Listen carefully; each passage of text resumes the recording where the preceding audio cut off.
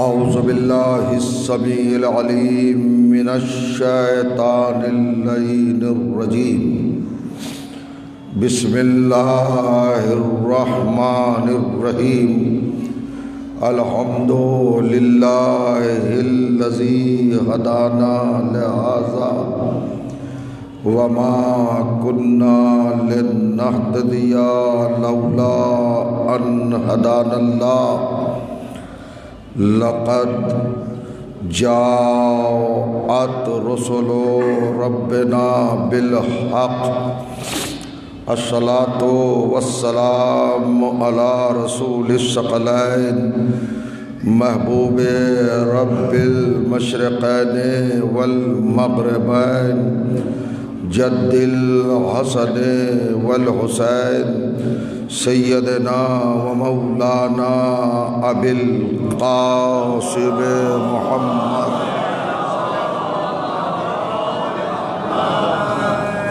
واہل بیتہ الطیبین الطاہرین المعصومین المظلومین واللعنۃ الدائمۃ علی اعدائہم مجمعین من لیلنا ھذا الی یوم الدین اما بعد فقد قال سبحانہ وتعالی بسم اللہ الرحمن الرحیم قد جاءکم من اللہ نور وکتاب مبین یہدی بہ اللہ من اتبع رضوانہ سبل السلام ویخرجہم من الظلمات الی النور بإذنہ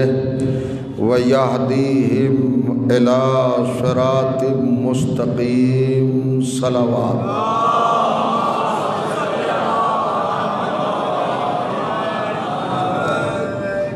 بزرگان عزیز اور برادران ایمان، عزاداران و ماتمداران سرکار سید الشہداء علیہ السلام، الحمدللہ آپ کی مقدس اور بابرکت سماعتوں کی بارگاہ میں آج ہماری دوسری گزارش کے آغاز کی سعادت حاصل ہو رہی ہے۔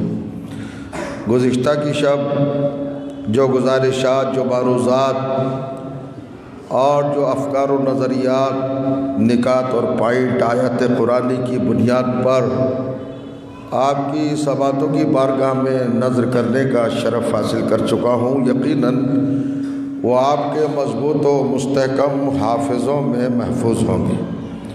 انہی سے متصل ہوتے ہوئے، بلا فصل ہوتے ہوئے اور مربوط ہوتے ہوئے رہبران الہی اور صراط المستقیم کے موضوع پر یہ سلسلہ گفتگو آپ کی خدمت میں جاری رہے گا۔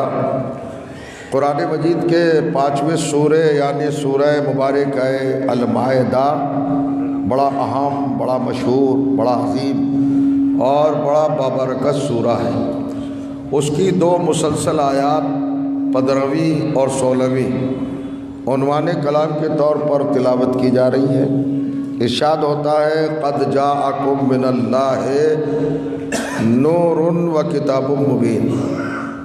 اے آدم زادوں، اے بنی نوع انسانی، اے ہیومن بینگ، اے گروہ بشریت، جماعت انسانیت اور لشکر آدمیت، ہم نے تمہاری ہدایت کے لیے، تمہاری رہبری کے لیے، تمہاری پیشوائی اور تمہاری نجات کے لیے، ہدایت کے لیے اپنی بارگاہ سے، اپنے گھر سے، اپنی طرف سے، اپنی جانب سے، اپنی سرکار سے، اپنے دربار سے، اپنی بارگاہ سے 2 معتبر، مستحکم، مضبوط اور خوبصورت مطہر ہادیوں کا انتظام کیا ہے، رہبروں کا انتظام کیا ہے۔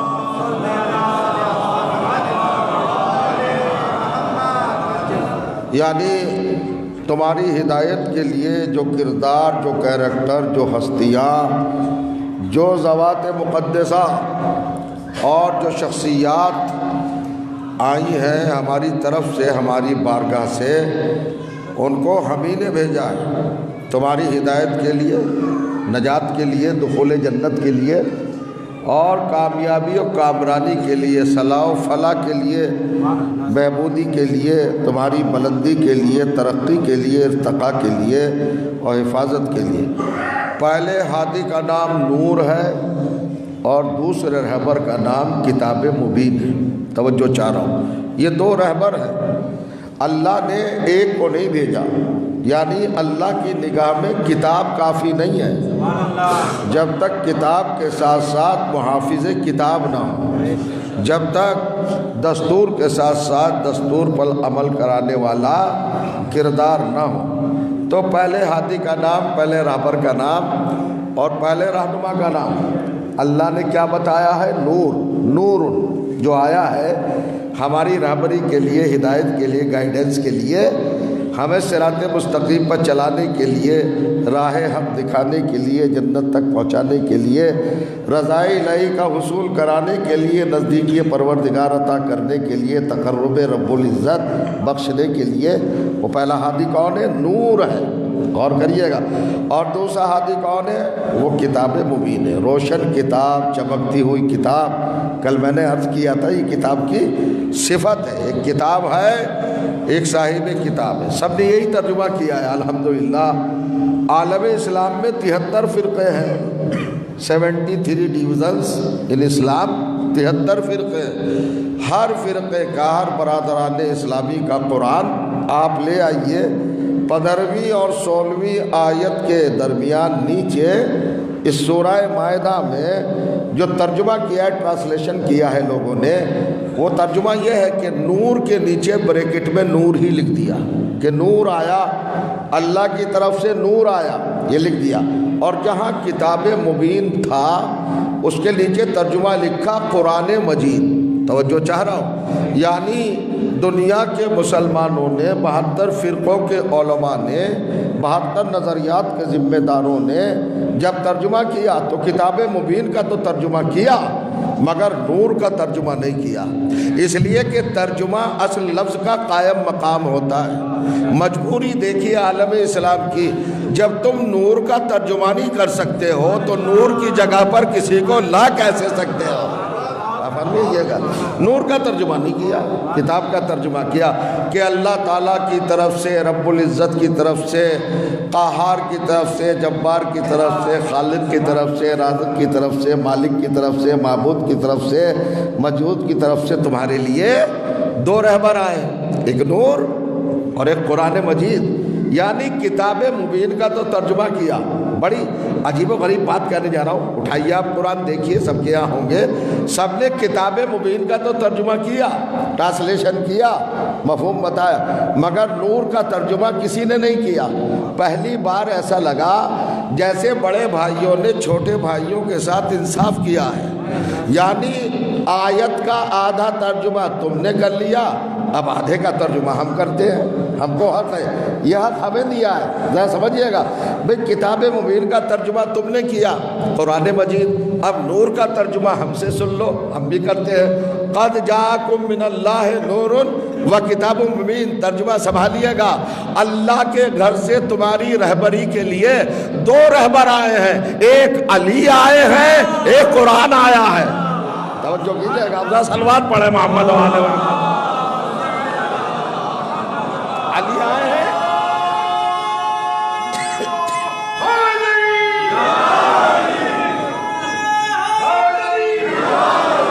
بہت ذرا توجہ طلب ہے، علی آئے ہیں، اللہ کی طرف سے علی کو بھیجا ہے پروردگار نے رہبری کے لیے، ہدایت کے لیے، رہنمائی کے لیے، پیشوائی کے لیے، نجات کے لیے علی، اور دوسرے کیا ہے؟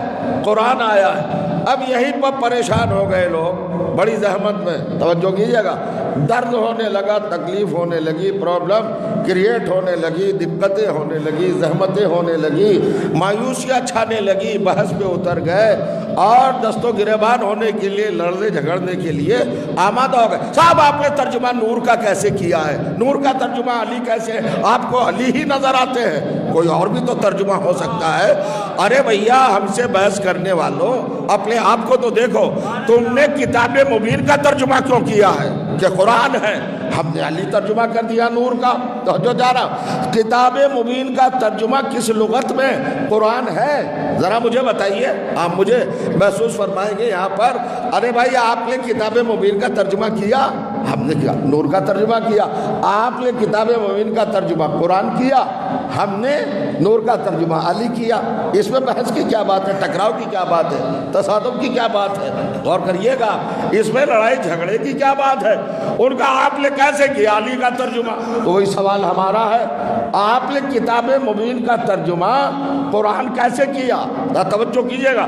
تو 72 فرقوں نے کہا ارے بھائی یہ تو انڈرسٹوڈ ہے، یہ تو سامنے کی بات ہے کہ آخری کتاب قرآن مجید ہے، آخری صحیفہ قرآن مجید ہے، آخری پیغام قرآن مجید ہے، آخری پیام قرآن مجید ہے، دستور العمل صحیفہ، اللہ کا قانون، اس کی سیرت، اس کی سنت جہاں پر ہے وہ قرآن مجید ہے۔ توجہ کیجیے گا، اس میں بھی کوئی پریشانی کی ضرورت ہے، لغت دیکھنے کی ضرورت ہے۔ اللہ نے کہا ہم نے کتاب مبین بھیجا، ہم نے ترجمہ کر لیا کہ قرآن مبین بھیجا۔ نہیں، ذرا وضاحت کیجئے، آپ نے قرآن کہاں سے کہا؟ کتاب مبین کا ترجمہ آپ نے قرآن کیسے کیا؟ میں یہ پوچھا جاتا کہ یہ تو مسلمان کے بچے کو معلوم ہے کہ یہ آخری کتاب ہے اور یہ اللہ کی طرف سے آئی ہے، تو کیا آتے ہوئے دیکھا ہے؟ جبرائیل کو لاتے ہوئے دیکھا ہے؟ سورے اترتے ہوئے دیکھا ہے؟ آیتیں آتے ہوئے دیکھا ہے؟ آپ نے عبارت آتے دیکھا، الفاظ آئے، حروف آئے، کیپٹل آئے، جملے آئے، فقرے آئے، سینٹنس آئے ہیں، عبارتیں آئی ہیں۔ میں پوچھنا چاہتا ہوں، کسی نے قرآن کو آتے دیکھا؟ صحابہ کرام نے دیکھا کہ قرآن آ رہا ہے اللہ کے گھر سے؟ خلفاء نے دیکھا کہ قرآن آ رہا ہے اللہ کے گھر سے؟ آپ نے دیکھا کہ قرآن آ رہا ہے اللہ کے گھر سے؟ کہا اللہ کے گھر سے تو نہیں آیا، نہیں آیا نا، مگر ہر فرقہ کہہ رہا ہے اللہ کے گھر سے آیا، اللہ کے گھر سے آیا، اللہ کے گھر سے آیا۔ آتے ہوئے دیکھا نہیں، جبرائیل کو لاتے ہوئے دیکھا نہیں، توجہ جا رہا، اور کہہ رہے کہ اللہ کے گھر سے آیا۔ تو جس قرآن کو آتے نہیں دیکھا، کسی کو لاتے نہیں دیکھا، جبرائیل کو لاتے نہیں دیکھا، وہ تو اللہ کے گھر سے آیا۔ اور جس کے لیے دیوار کو پھٹتے دیکھا، دیوار میں در بنتے دیکھا،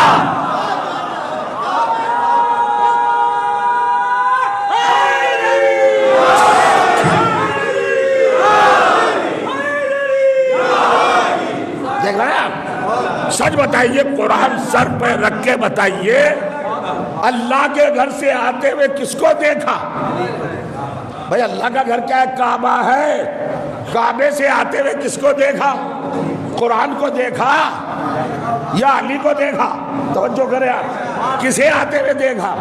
در کس کے لیے بنا؟ دیوار کس کے لیے پھٹی؟ اہتمام کس کے لیے ہوا؟ قرآن کے لیے یا علی کے لیے؟ ان کا آئے تو علی ہے، کمال ہے۔ جس قرآن کو صحابہ نے آتے نہیں دیکھا، خلفاء نے آتے نہیں دیکھا، نمازیوں نے آتے نہیں دیکھا، زاہدوں نے آتے نہیں دیکھا، تسبیح پڑھنے والوں نے آتے نہیں دیکھا، سجدہ کرنے والوں نے آتے نہیں دیکھا، توجہ چاہ رہا ہوں، اس کے لیے تو سب ماننے اللہ کی طرف سے آیا، اللہ کی طرف سے آیا۔ ارے کمال ہو گیا، جس علی کو ابو لہب نے آتے دیکھا، ابو جہل نے آتے دیکھا، عتبہ نے آتے دیکھا، تو جو جا رہا کافروں کی سمجھ میں آ گیا کہ علی اللہ کے گھر سے آئے ہیں، مسلمانوں کی سمجھ میں نہیں آیا۔ تو جو کرے رضا صلوات پڑھے محمد و آل محمد پر، میرے ساتھ چلیے۔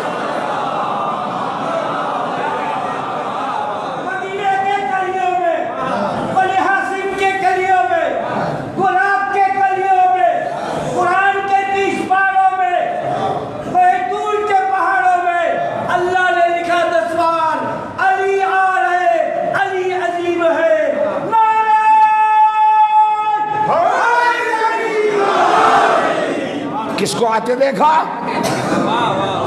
آپ گواہی لے لیں، آپ آئی وٹنس لے لیں، آپ بیان لے لیں، ابو سفیان سے پوچھے، عتبہ سے پوچھے، عتیبہ سے پوچھے، خالد سے پوچھے، واحد سے پوچھے، عاص سے پوچھے، کافروں سے پوچھے، مشرکوں سے پوچھے، منافقوں سے پوچھے، بے دینوں سے پوچھے، مکے کے غیرت دار بے شرموں سے سب سے پوچھے کہ کعبے سے آتے ہوئے کس کو دیکھا ہے؟ تو سب کہیں گے ایک ہی آیا ہے کعبے سے، علی آئے ہیں، علی آئے ہیں، علی آئے ہیں۔ تو اب ترجمہ کیجئے، قد جاءکم من اللہ نورن، اللہ کی طرف سے تمہاری ہدایت کے لیے علی آئے ہیں۔ کہا علی کو کعبے میں کیوں پیدا کیا؟ اب بھائی یہ تو اللہ کا معاملہ ہے، پروردگار عالم جانے، اسے گھر بنوایا تھا تو بنوایا تھا، علی کو پیدا کیا۔ یہ ہمارا میٹر تھوڑا ہی ہے، ہمارا مسئلہ تھوڑا ہی ہے، یہ ہمارا کوئی ہیڈیک ہے ہی نہیں۔ علی کو کعبے میں کیوں پیدا کیا؟ آپ کو پریشانی کیا ہے؟ کس لیے پریشانی ہے؟ یہ بحث کا موضوع ہی نہیں ہونا چاہیے کہ علی کعبے میں پیدا ہوئے کہ نہیں ہوئے ہیں۔ ایک ضد ہے، ایک تکرار ہے، ایک پورا تحریک کا سسٹم ہے کہ منع کرو علی کعبے میں پیدا نہیں ہوئے، علی کعبے میں پیدا نہیں ہوئے، علی کعبے میں پیدا نہیں ہوئے۔ اصل میں اس کی بنیاد میں، بیس میں، اساس میں، جڑ میں، نیو میں، فاؤنڈیشن میں کون سی فکر ہے جو مسلمان کو اس بات پر آمادہ کر رہی ہے کہ انکار کر دو علی کعبے میں پیدا نہیں ہوئے؟ کون سی؟ یعنی احساس کمتری ہے۔ توجہ چاہ رہا ہوں، وہ یہ سوچتے ہیں کہ علی کی ولادت کو کعبے میں کیوں مانے؟ علی والے سر اٹھا لیں گے، فخر سے کہیں گے ہمارا علی کعبے میں پیدا ہوا ہے۔ مثلا میں دو لفظوں میں بتا دوں، ہماری کمیونٹی کا، ہمارے سماج کا، ہماری سوسائٹی کا، ہماری جماعت کا، ہمارے لشکر کا، ہمارے گھروں کا اور ہمارے اپنے خاندانوں کا 4 سال کا بچہ بھی ہے، آپ اس سے بے اختیار پوچھئے بیٹے بتاؤ تمہارے مولا علی کہاں پیدا ہوئے؟ تو مسکرا کے گا کعبے میں پیدا ہوئے، کعبے میں پیدا ہوئے، کعبے میں پیدا ہوئے۔ تو ہمارے آگے تو 4 سال کا، 3 سال کا بچہ بتا دے گا کہ ہمارا مولا کعبے میں پیدا ہوا، ادھر کا بوڑھا بھی نہیں بتائے گا کہ ہمارے والے کہاں پیدا ہوئے۔ تو جو کیجئے، آپ خاموش بیٹھے ہیں، صلوات پڑھے محمد و آل محمد پر۔ دیکھئے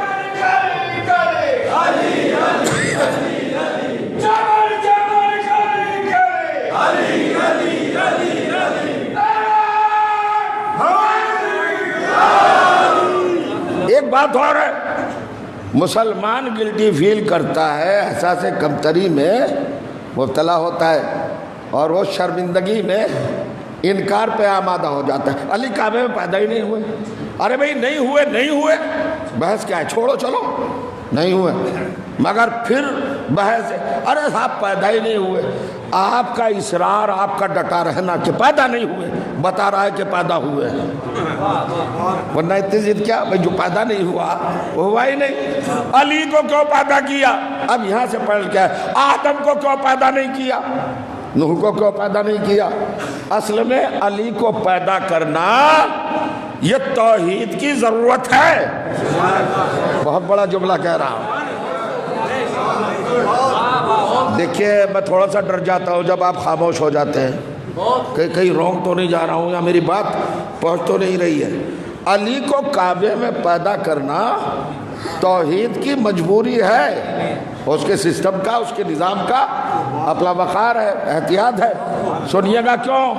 اصل میں ابھی تو آپ بھی شکایت کرتے ہیں، آپ بھی شکوہ کرتے ہیں، آپ کو بھی عجیب احساس ہوتا ہے کہ سارے مسلمان اہل بیت کو کیوں نہیں مانتے، علی کو کیوں نہیں مانتے، فاطمہ زہرا کو کیوں نہیں مانتے، حسن حسین کو، بس انہی کو مانے، کسی اور کو نہ۔ ایسا کیوں نہیں ہو پاتا ہے؟ ارے بھیا یہ آل محمد ہیں، ابھی تک مسلمان رسول کے بارے میں سیریس نہیں ہے۔ توجہ جا رہا، پیغمبر ہی کو نہیں صحیح سے مانا ہے۔ پیغمبر کیا ہے، عظمت کیا ہے، پیغمبر کا وقار کیا ہے، پیغمبر کا رتبہ کیا ہے۔ اب آئیے قرآن میں کل کی بات سے متصل ہونا چاہتا ہوں آپ کے ذوق سماعت کے لیے۔ ہماری ماں نے، ہماری شریعت نے، ہماری کتابوں نے، روایات نے، انبیاء کے اقوال نے، اہل بیت کے فرامین نے کیا فگر قائم کی تھی؟ انبیاء کتنے ہیں؟ 1,24,000۔ تو جو چاہ رہا ہوں کتنے ہیں انبیاء؟ 1,24,000۔ پہلا نبی کون ہے؟ آواز نہیں آئی مجھے. حضرت آدم سب فیل. حضرت آدم ہے پہلے نبی؟ نہیں، رسول اللہ تو کمپٹیشن ہی میں نہیں. حضرت آدم پہلے نبی ہیں. قرآن میں کتنے پارے ہیں؟ 30. کتنے سورے ہیں؟ 114. کتنے رکوع ہیں؟ 558. کتنی منزلیں ہیں؟ 720. کتنی آیتیں ہیں؟ 6666. کتنے الفاظ ہیں؟ 2065. 2,65,000. توجہ کیجیے گا. آپ مجھے کسی آیت میں دیکھ کے بتائیے کہ اللہ نے حضرت آدم کو نبی کہا ہو. بہت توجہ چاہ رہا ہوں. نبی کہا کہ قرآن میں دکھائیے. بتائیے آپ مجھے قرآن میں کہیں ہے؟ نگاہ گڑا گڑا کے دیکھیے، اتر کے دیکھیے کہ اللہ نے حضرت آدم کو نبی کہا؟ نہیں کہا. کہا ہی نہیں تو کیا کہا؟ سورہ بقرہ دوسرا سورہ آیت نمبر 30 ارشاد وَإِذْ قَالَ رَبُّكَ لِلْمَلَائِكَةِ إِنِّي جَاعِلٌ فِي الْأَرْضِ خلیفہ. وہ وقت یاد کرو. پیغمبر سے فرما رہا ہے پروردگار میرے حبیب محبوب سید الانبیاء امام المرسلین یہ خلق اول، ذرا وہ وقت یاد کرو. اپنی امت کو یاد دلاؤ، اپنے پہلو نشینوں کو یاد دلاؤ، اپنی بز میں بیٹھنے والوں کو یاد دلاؤ، اپنے کلمہ گویوں کو یاد دلاؤ، اپنے اوپر جان نثار کرنے والے کو یاد دلاؤ، اپنے پسینے پہ خون بہانے والوں کو بتاؤ. توجہ کیجیے گا. اپنے وفاداروں کو بتاؤ. کیا بتائیں؟ کیا بتائیں؟ کہ وہ وقت یاد کرے جب اللہ نے اناؤنسمنٹ کیا کہ ہم زمین پر ایک خلیفہ بنانے والے ہیں. آپ کیا کروں میں؟ قرآن مجبور کرتا ہے، آیتیں مجبور کرتی ہیں کہ یہ رخ، یہ فضائل، یہ مناقب، یہ حقائق، یہ صداقت، یہ سچائیاں، یہ ریالٹیز آپ کے سامنے رکھے جائیں تاکہ حیرت ہو اور افتخار بھی ہو. کس سے مطالبہ کر رہا ہے پروردگار؟ اپنے حبیب سے کہ آپ وہ وقت یاد دلائیے. کون سا وقت؟ کون سی ساتھ، کون سی گھڑی، کون سا ٹائم، کون سا پیریڈ، کون سا زمانہ، کون سا لہجہ؟ کب کہا؟ کہ جب تمہارے اللہ نے اناؤنسمنٹ کیا کہ میں آدم کو میں زمین پر خلیفہ بنانے والا ہوں. توجہ کیجیے گا، پڑھیے گا جا کے، غور کیجیے گا. تخلیق آدم اور ہے، اعلان تخلیق آدم اور ہے. یعنی کریشن الگ ہے، اناؤنسمنٹ الگ ہے. پہنچ رہی نا بات؟ ایک ہے اعلان کہ ہم ایسا کرنے والے ہیں، ان فیوچر، مستقبل میں ہم خلیفہ بنانے والے ہیں زمین پر. یہ اعلان کر دیا اللہ نے. تو پوچھو تو علماء سے کہ آدم کے پیدا کرنے میں اور اعلان میں کتنا ڈسٹینس ہے، کتنا فاصلہ ہے، کتنی دوری ہے، کتنا زمانہ ہے، کتنی ٹائم ہے؟ پوچھو جا کر. تو جب میں نے روایت دیکھی تو ملا 14,000 سال کا فاصلہ. یعنی 14,000 سال پہلے آدم کو پیدا کرنے سے اللہ نے اعلان کیا. اس اعلان کے لیے کہہ رہا ہے نبی وہ وقت یاد دلاؤ. اگر نبی اس وقت موجود نہیں تھے تو یہ مطالبہ کیسا؟ سوچو گے جو نوجوانوں، غور کریے گا. اگر پیغمبر پریزنٹ نہیں تھے، موقع پہ نہیں تھے جب اللہ اعلان کر رہا تھا، تو یہ بھائی کیسا مطلب کہ یاد دلا وہ وقت؟ تو تھے نا نبی اس وقت موجود. نبی مکے مدینے میں پیدا نہیں ہوئے، تمہارا باپ بھی نہیں تھا جب سے محمد ہے. توجہ جا رہا، یاد کرو، یاد دلاؤ. اب میں آپ سے پوچھنا چاہتا ہوں پروردگار یہ سسٹم، یہ نظام، یہ احتیاط، یہ طریقہ، یہ روش، یہ انداز، یہ ڈھنگ، یہ ادا، یہ کیفیت، یہ حالت، یہ سچویشن، یہ سنت، یہ سیرت، یہ قانون تو نے کیوں معین کیا؟ ارے بھائی جس دن آدم کو پیدا کرنا ہوتا اسی دن کہتا لو بنا دیا آدم، کرو سجدہ ملائکہ سے. یہ 14,000 سال کا فاصلہ کیوں رکھا؟ اور ہم جیسے تو فرصت میں ہے نہیں فرشتے. جو رکوع میں ہے قیامت تک رکوع میں، جو سجدے میں ہے قیامت تک سجدے میں، جو قعود میں ہے وہ قیامت تک قعود میں ہے. تو ایسے مصروف جو عبادت میں مصروف تھے، بزی تھے، ان فرشتوں سے اللہ نے کہا کہ میں خلیفہ بنانے والا ہوں اور بناؤں گا 14,000 سال کے بعد.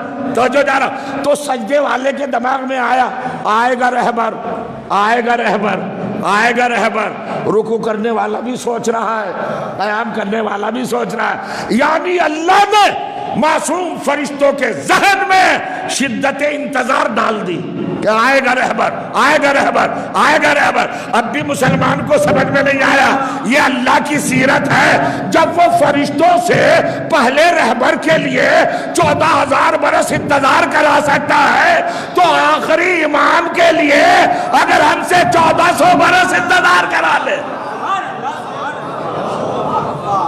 تو کیا بات ہے. صلوات پڑھیں محمد عالم.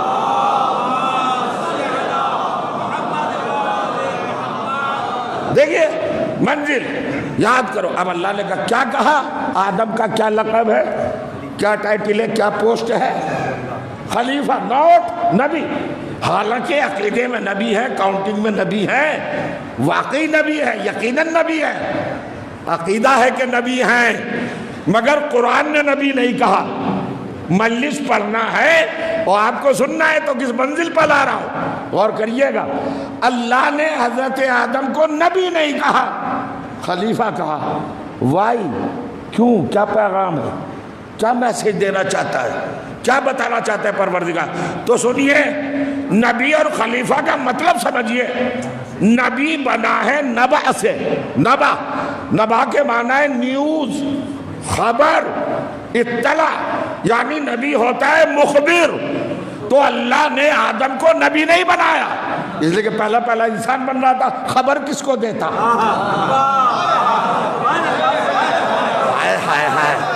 خبر دینے والا تو کوئی تھا ہی نہیں، کسے دیتا خبر؟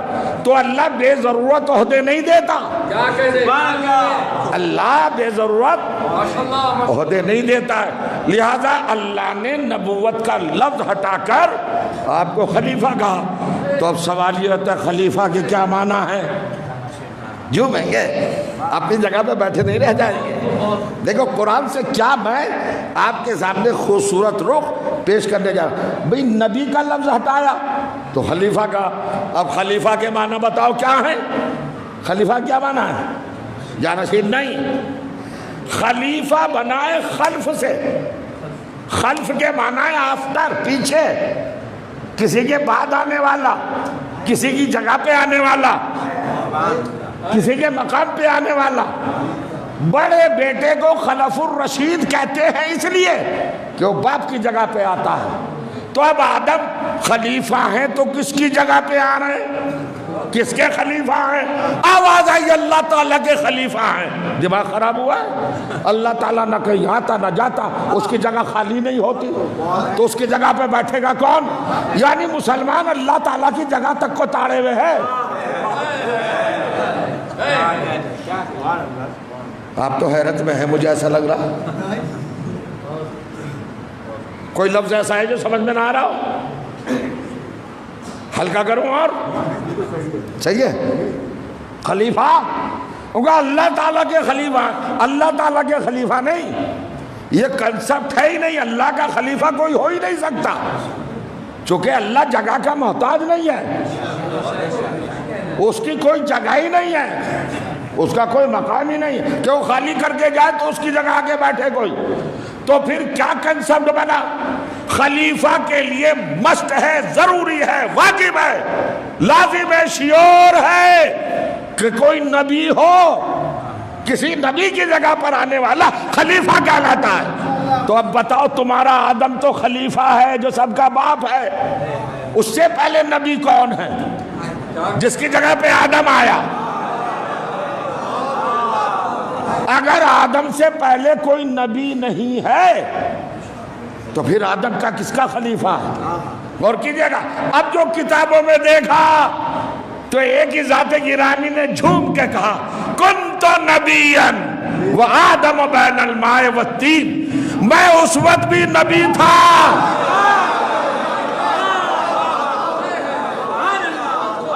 جب آدم آب و گل کے درمیان گوندھے جا رہے تھے، خمیر دیے جا رہے تھے، تخلیق کی منزل سے گزر رہے تھے، مرحلوں سے گزر رہے تھے، کریشن ہو رہا تھا، ترتیب دی جا رہی تھی، بدن کا میٹر جسم کا میٹر بنایا جا رہا تھا.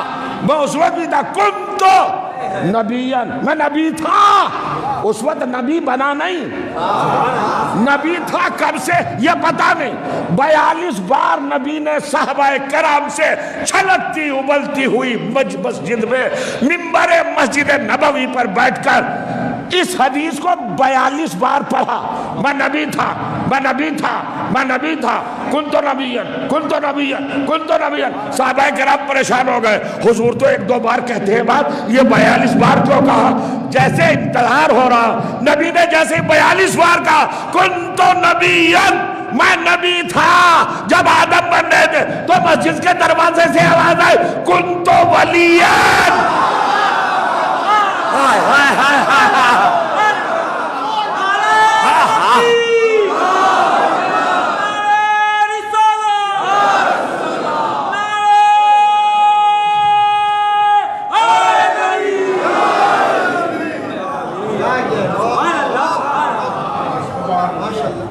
دیکھا کیا ہوا حضور؟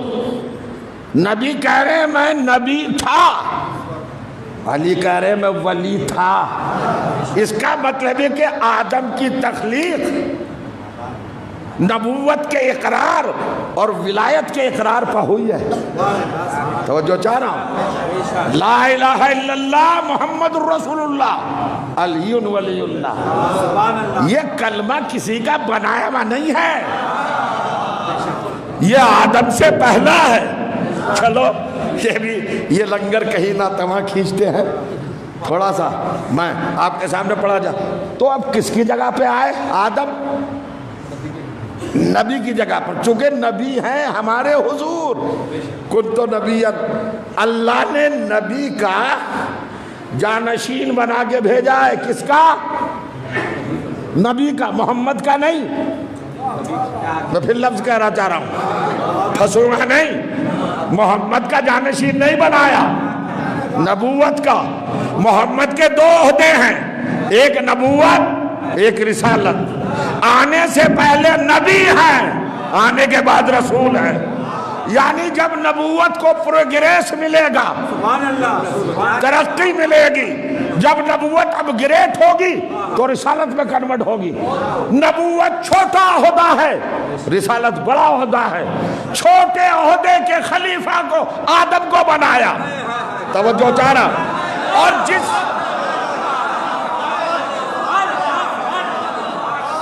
دیکھو بھائی سب تیار ہو، مزہ تو جب آئے گا کہ ایک ایک سماعت آمادہ ہو۔ محمد کے نبوت کے خلیفہ ہیں آدم۔ دیکھیں سب کچھ مجھے پسند ہے، فضائل اہل بیت پر خاموشی پسند نہیں ہے۔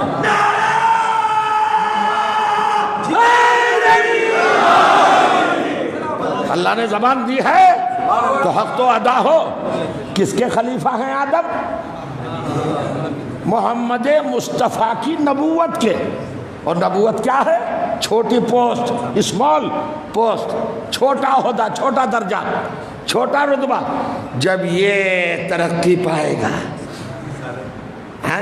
پروگریس موڈ میں آئے گا، جب یہ اپ گریڈ ہوگا تو رسالت میں کنورٹ ہوگا۔ رسالت اب بھئی ہم سے کیوں پریشان ہے مسلمان؟ اللہ نے تو کھلا اعلان کر دیا، جس کے چھوٹے عہدے کا خلیفہ آدم ہو، اس کی رسالت کا خلیفہ کس کو ہونا چاہیے؟ کیا کوئی آدم سے چھوٹا ہو سکتا ہے؟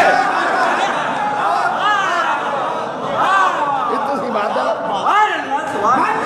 اتنی بات۔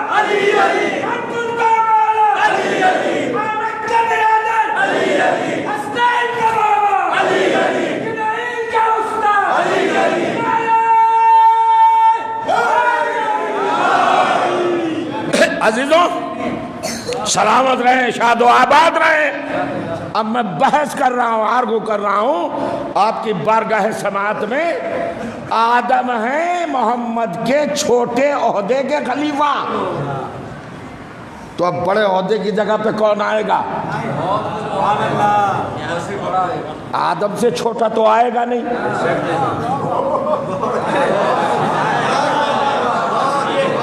چھوڑتا ہوں میں اس کو یہیں، پھر کسی وقت توجہ چاہ رہا ہوں۔ اب کمال دیکھیے، احتیاط، اللہ کا سسٹم دیکھیے۔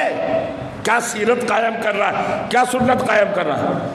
جسے اپنے حبیب محبوب محمد کے چھوٹے عہدے کا خلیفہ بنایا، اس کو پروٹوکول کیا دیا، عظمت کیا دی، اس کے سامنے سارے فرشتوں کو جھکا دیا، کرو سجدہ.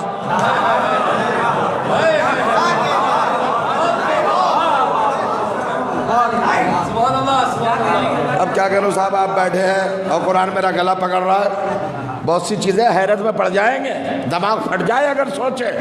فضیلتوں کو، مناقامات کو، درجوں کو اور مرتبوں کو اگر دیکھیں. سنیے گا، کمال یہ سسٹم بھی سمجھ میں نہیں آیا. ایک تبلیغ ہے صاحب، ارے غیر اللہ کو سجدہ حرام، شرک، سجدہ بس اللہ کو، غیر اللہ کو نہیں. 17 جگہ ہے اس جدول آدم، کرو آدم کو سجدہ. تو یہ آدم اللہ کب سے ہو گئے؟ کیا ہے یہ؟ ہوگا غیر اللہ. تو اللہ ہی نے ان کو سجدہ کرایا کہ نہیں کرایا؟ سجدہ. اب یہ میرا محترم معزز پیارا خوبصورت بڑا عمدہ سامعین کا یہ مجمع خاموش کو بیٹھا ہے. اصل میں سجدے کی اہمیت نہیں پہچانی.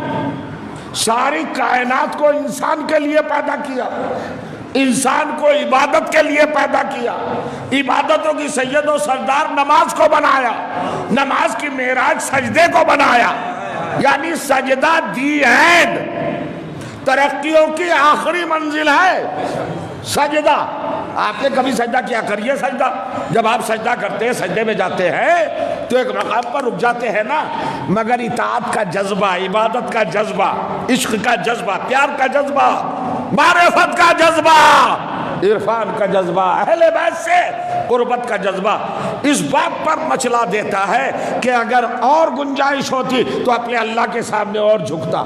پروردگار میں تو جھکتا مگر تیری زمین آڑے آ گئی، مجھے رکنا پڑا. اس کا مطلب یہ کہ انکساری کی آخری منزل ہے سجدہ. اس کے آگے جھکنے کا اور امکان، پاسبلٹی نہیں ہے. ایک ایک کے ذہن میں اگر یہ بات چلی جائے تو آگے بڑھوں.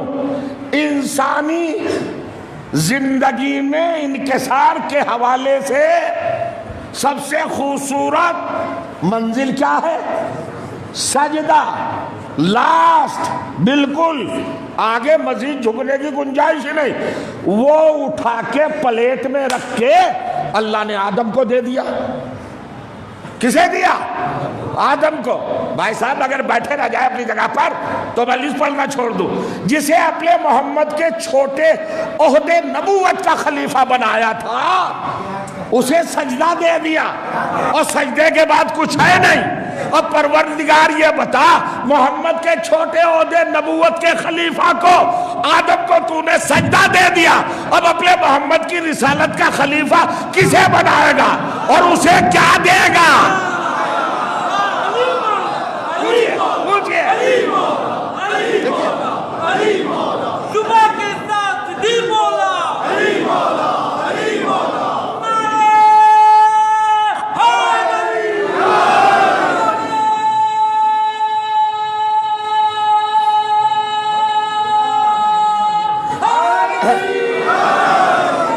سلامت رہے، سلامت رہے، سلامت رہے. ہے نا؟ کمپیریزن کریں گے، مقابلہ، موازنہ، تقابل کیجئے گا نا، تولیے گا نا. ایک طرف ہے چھوٹی پوسٹ، چھوٹا عہدہ، چھوٹا درجہ، ایک طرف ہے بڑا درجہ. تو چھوٹے درجے پہ جس کو رکھا آدم، میں سمجھتا ہوں کہ آپ کے قریب تو پہنچ گیا ہوں گا، اسے دے دیا سجدہ. پروٹوکول دیکھیے، تعظیم دیکھیے، عزت دیکھیے. اس کی بارگاہ میں رکھوا دیا سجدہ. فرشتوں کا کرو سجدہ. سب نے سجدہ کیا، سارے فرشتوں نے سجدہ کیا. اب یہ بتا، محمد کی رسالت کا جو خلیفہ بنے گا اسے کیا دے گا پروردگار؟ کسے بنائے گا خلیفہ؟ آواز آئی خاموش.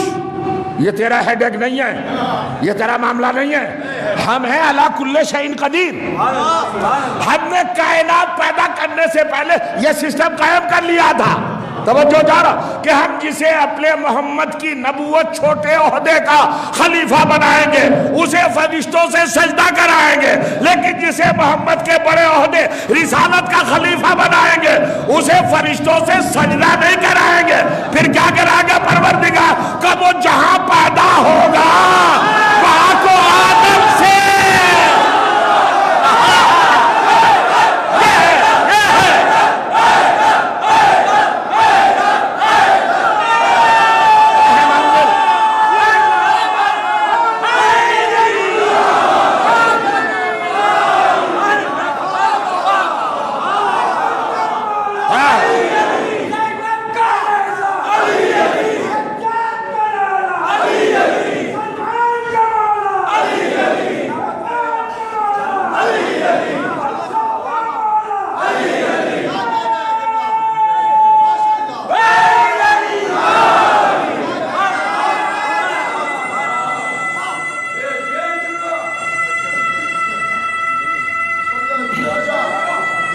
ماشاءاللہ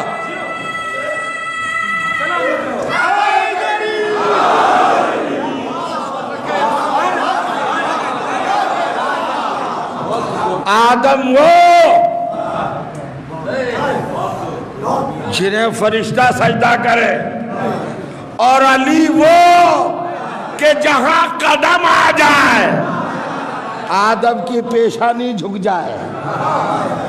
عالم دنیا ورلڈ تمام عالمین کے لیے سجدے کی جگہ بن جائے۔ کعبہ جہاں علی کا قدم آیا، علی کے آنے سے پہلے سجدہ نہیں تھا،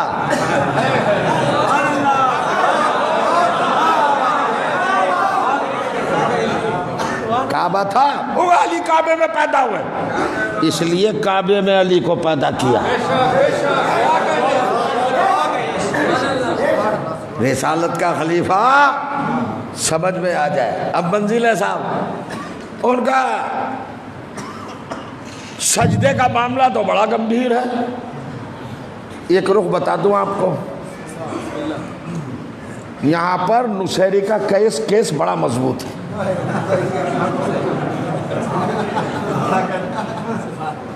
اسٹاک ہے، اگر وہ عدالت میں آ جائے یہ کیس لے کر ون ہو جائے گا، جیت جائے گا۔ کیسے جیتے گا؟ مسلمانوں کے پاس تو جواب ہے نہیں۔ سنیے گا، شاید کوئی بات آ جائے آپ کے مزاج ہمایوں کے مطابق، کمال کی بات۔ آپ نے کہا کہ غیر اللہ کو سجدہ شرک ہے، اگر اللہ کے علاوہ کسی کو سجدہ کیا جائے تو شرک ہے۔ بے شک مان لیتے ہیں شرک ہے، تو اس شرک سے فرشتے تو نہیں بچ سکتے، اور اس شرک میں مبتلا بھی خود خدائی کر رہا ہے۔ یہ ملا نہیں کہہ رہا ہے، اللہ کہہ رہا ہے کرو سجدہ، کرو سجدہ، کرو سجدہ۔ اب کیسے سمجھائیے گا نصیری کو؟ کیسے شخص دیجیے گا نصیری کو؟ خاموش کر سکتے ہیں؟ مسلمان نہیں کر سکتے۔ کبھی تم کیا کرتے ہو؟ علی کو سجدہ، کہیں تو غلط ہے۔ اور اگر جو چیز تم نماز کیوں پڑھتے ہو؟ کہ قرآن میں لکھا ہے۔ روزہ کیوں رکھتے ہو؟ کہ قرآن میں لکھا ہے۔ حج کیوں کرتے ہو؟ قرآن میں لکھا ہے۔ نصیری مسکرا کے اجی قرآن میں لکھا ہے علی کو سجدہ کرو۔ ہے یہ کہاں لکھا ہے قرآن میں کہ علی کو سجدہ کرو؟ یہ تو کوئی بھی نہیں۔ نصیری جھوٹ بولتا ہے، کہنے جھوٹ نہیں بولتا۔ یہ بتا 17 جگہ آرڈر ہے کہ نہیں اللہ کا؟ اسجدوا لآدم، اسجدوا لآدم، اسجدوا لآدم، کرو آدم کو سجدہ، آدم کو سجدہ، آدم کو سجدہ۔ ان کا صاحب آدم کو سجدہ کرایا اللہ نے، مگر علی کو کیا کرایا ہے؟ کہاں لکھا ہے؟ قرآن میں۔ تو بات تو صحیح ہے، جنور نے ماننا چاہیے۔ بحث کر رہا ہوں، نصیری نے کہنے لگا یہ ہمارے پاس دلیل ہے۔ یہ بتاؤ آدم کو سجدہ کیوں ہوا؟ کہ وہ ابو البشر تھے، وہ خلیفۃ اللہ تھے، وہ نبی تھے، وہ مطہر تھے، وہ مصطفیٰ تھے، وہ رہبر تھے، وہ ہادی تھے، وہ رہنما تھے، وہ پیشوا تھے، وہ سب کے باپ تھے، بے داغ، بے عیب، بے نقص، مطہر، عالم علم لدنی، مرکز وحی، محور الہام، مشیت پروردگار کے جانکار، بہت بڑے تھے وہ۔ نصیری نے کہا چپ رہو، خلیفہ تھے، نبی تھے، ابو البشر تھے، اگر پیدا نہ ہوتے تو کچھ تھے؟ تو کچھ ہونے کے لیے پیدا ہونا ضروری؟ یہ بتا آدم پیدا کیسے ہوئے؟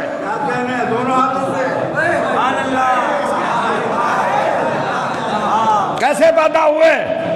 سورس کیا ہے؟ غور کریے گا، عجیب منزل پہ لا رہا ہوں۔ پڑھیے سورہ مبارکہ آل عمران، تیسرا سورہ، آیت نمبر 60 ارشاد ہوا، بسم اللہ الرحمن الرحیم، اِنَّا مَثَلَ عِیسیٰ عِنْدَ اللَّهِ کَآدَمَ خَلَقَهُ مِن تُرَابٍ۔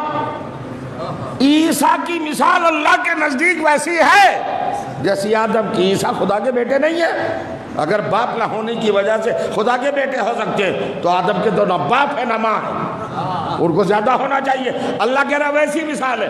اس کے بعد کہا خلقہ من تراب، ہم نے آدم کو تراب سے پیدا کیا۔ آدم کی ماں ہے تراب، آدم ہے ابن تراب۔ نصیری نے کہا کہ جب ابن تراب کو سجدہ ہو سکتا ہے تو ابو تراب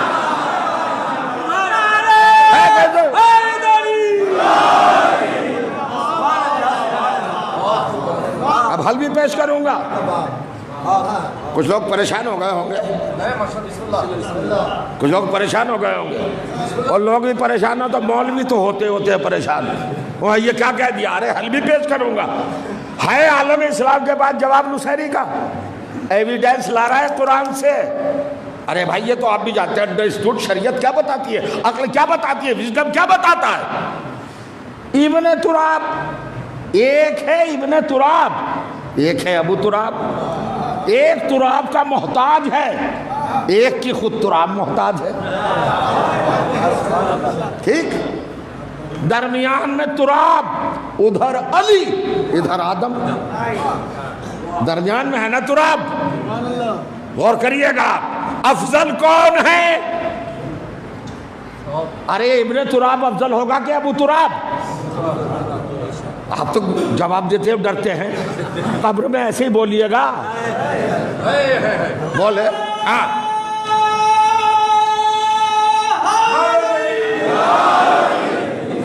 ابو تراب بہتر ہے نا؟ تو ابن تراب مفضول، یہ افضل۔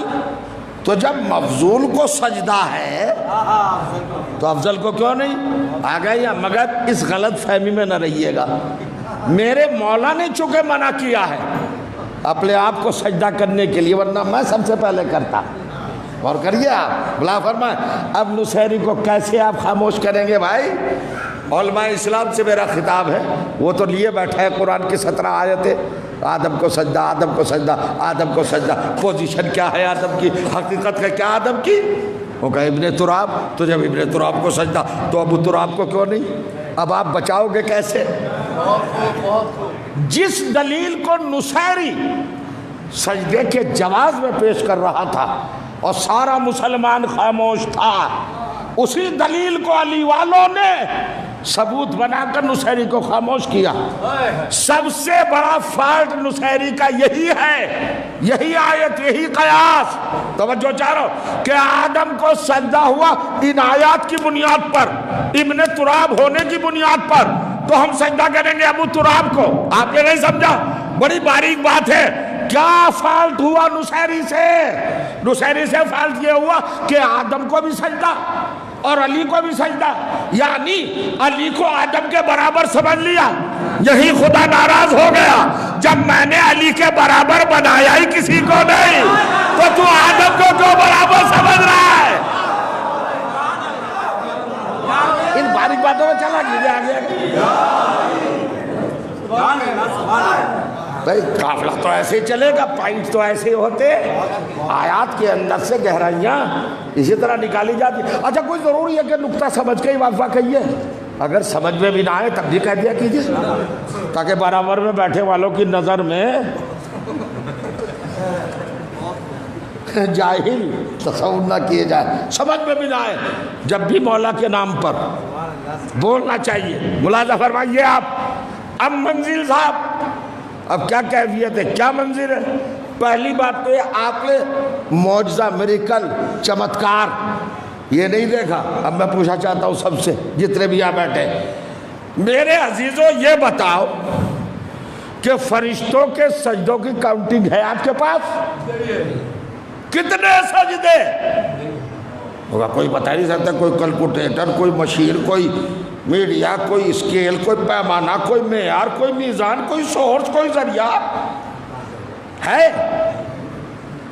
بتا سکتا ہے کتنے سجدے؟ اچھا چلو یہ نہ بتاؤ کتنے سجدے، یہ بتاؤ فرشتوں کا کوئی سجدہ قضا ہے؟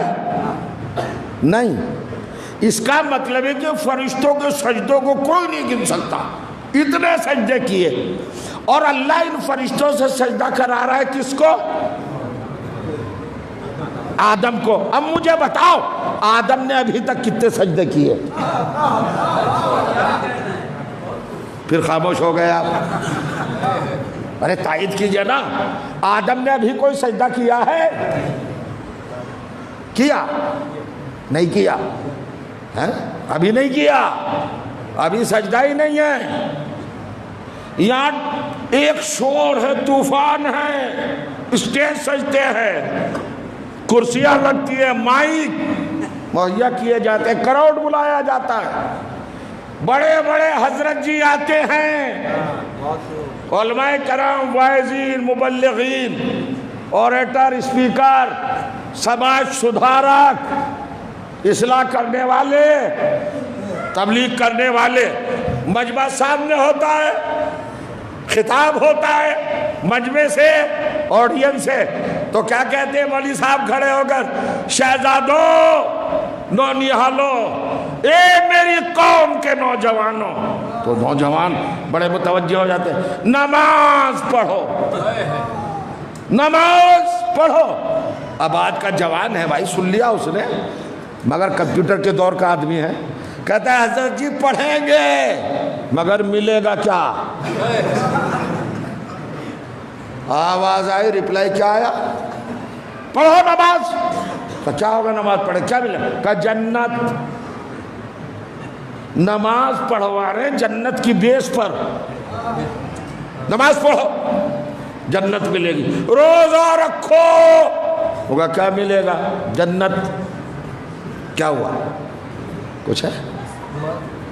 ہاں۔ حج کرو، کیا ہوگا؟ جنت۔ اب میں بتا دوں اتنے بڑے مجمع میں، سوچ لیجئے گا، جنت نماز پہ نہیں ملے گی۔ اگر جنت نماز پہ ملتی تو شیطان جنت سے نہ نکالا جاتا۔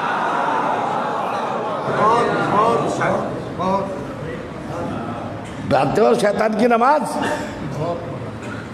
ارے ہم بھی پڑھتے ہیں، آپ بھی پڑھتے ہیں، اب تفصیل کا وقت نہیں ہے۔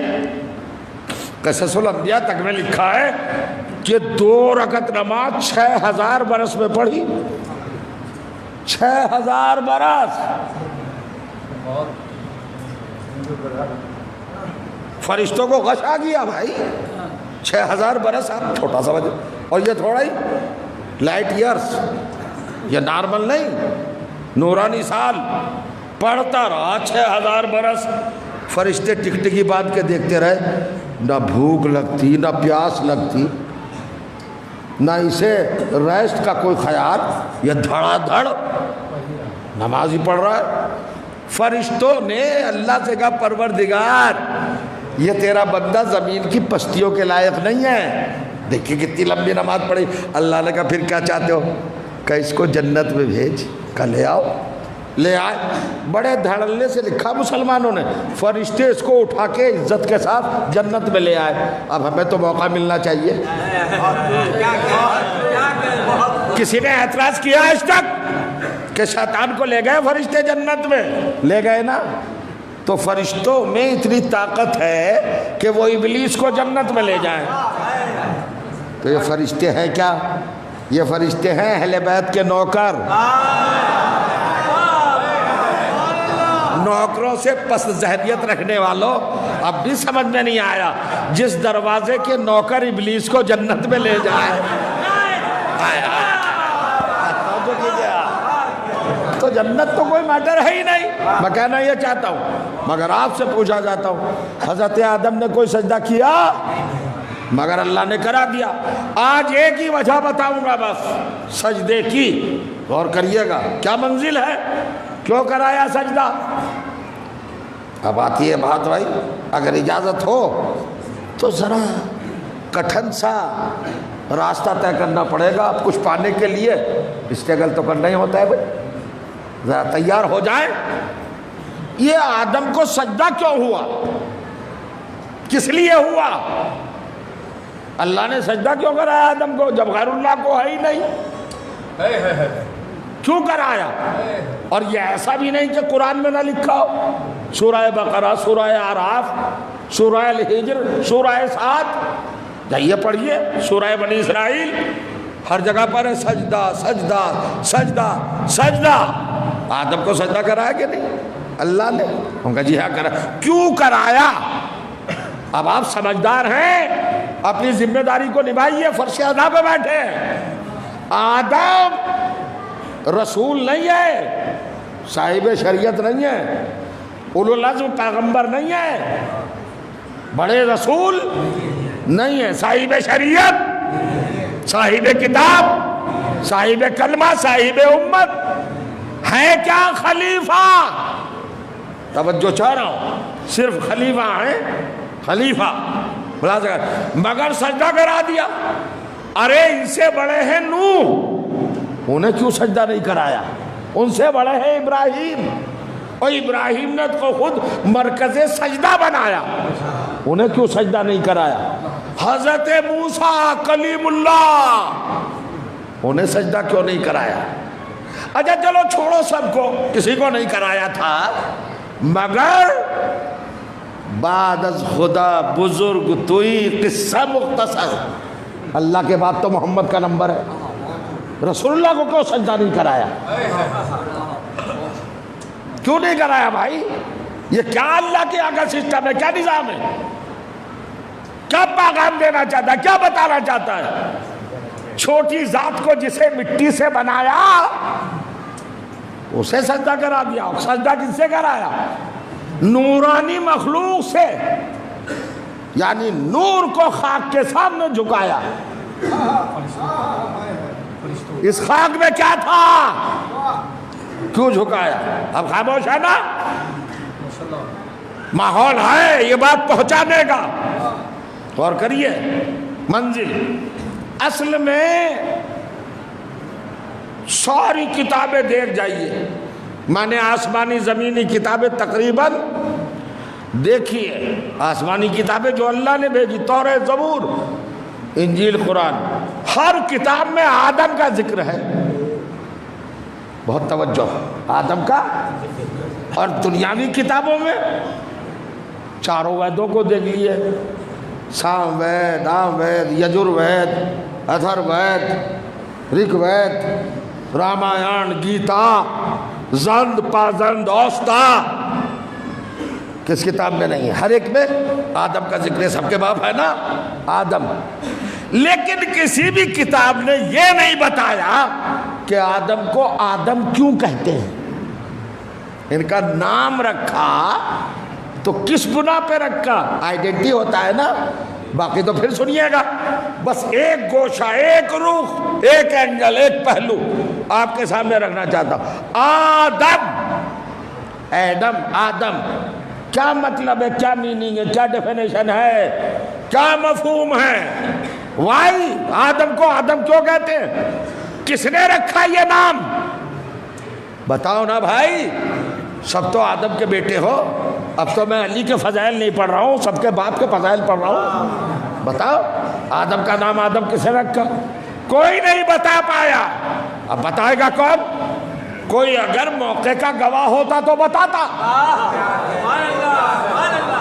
اب وہی بتائے گا کہ یا تو جس کے سامنے رکھا گیا ہو یا جس نے رکھا ہو۔ تو جو کرے آپ پریشان، اب مسئلہ تو بن گیا، مسئلہ بن گیا، عجیب و غریب مسئلہ بنا۔ مولا کے پاس آ گئے لوگ، سرکار آپ سلونی سلونی فرماتے، یہ آدم کو آدم کیوں کہتے ہیں؟ لما یقول آدم و آدم، آدم کو آدم کیوں کہتے ہیں؟ کس بنیاد پر، کس منزل پر، کس بیس پر؟ وجوہات کیا ہیں، اسباب کیا ہیں، ریزنز کیا ہیں، اغراض کیا ہیں، مقاصد کیا ہیں؟ آدم کو آدم کیوں کہتے ہیں؟ اور فرمائیے گا، مولا مسکرائے، کہا آدم کو آدم کیوں کہتے ہیں؟ مولا بتائیے۔ تو مولا نے پہلے تو دماغوں کو تولا کہ بھیا آدم دم سے بنا ہے، آدم یعنی خون، دم کہتے ہیں بلڈ کو، خون والا۔ اب خون والی تو بہت ساری چیزیں ہیں، خون والا، ہاں ٹھیک ہے۔ پھر مولا نے کہا من خلقا من عدیم الارض، آدم اس کو کہتے ہیں جو عدیم ارض سے بنے۔ کچھ سمجھ میں آیا؟ نہیں، بالکل نہیں، ممبر پہ ہوں، عدیم الارض آنا بھی نہ چاہیے سمجھ میں جب تک سمجھایا نہ جائے۔ اصل میں زمینوں کے کچھ نام ہیں، اللہ نے کچھ خطے، کچھ زمینیں، کچھ مقامات منفرد، سپیریئر، لاجواب، بے مثال، بے عدیل بنائے ہیں۔ مثلاً جہاں اللہ کا گھر ہے مکہ، اس جگہ کا نام جانتے ہیں کیا ہے؟ اس جگہ کا نام ہے شرافت الارض۔ اس زمین کا کیا نام ہے؟ شرافت الارض۔ زمینوں میں سب سے زیادہ شرف والی زمین حضور اکرم جہاں آرام فرما رہے ہیں مدینہ، اس جگہ کا نام ہے کرامت الارض۔ ساری زمینوں میں بزرگی والی زمین، توجہ کیجئے گا۔ اچھا نجف ہے اشرف، نجف کی زمین کا نام ہے غرۃ الارض، ساری زمینوں کا وقار، ساری زمینوں کا کنگرا، گنبد، ساری زمینوں سے بلند۔ بیت المقدس جہاں مسجد اقصی ہے، اس زمین کا نام رکھتے جانتے؟ قداست الارض، پاکیزہ زمین۔ میں یوں ہی بولتا جا رہا ہوں کہ سمجھا بھی رہا ہوں، پہنچ بھی رہا ہے آپ کے پاس، غور کریے گا۔ اب یہ چار زمینیں آ گئی، مکہ شرافت الارض، مدینہ کرامت الارض، نجف غرۃ الارض، بیت المقدس قداس الارض۔ اب ایک زمین کا نام ہے عدیم الارض، تو عدیم الارض کون سی؟ عدیم ہے صفت مشبہ، خون میں ڈوبی ہوئی زمین۔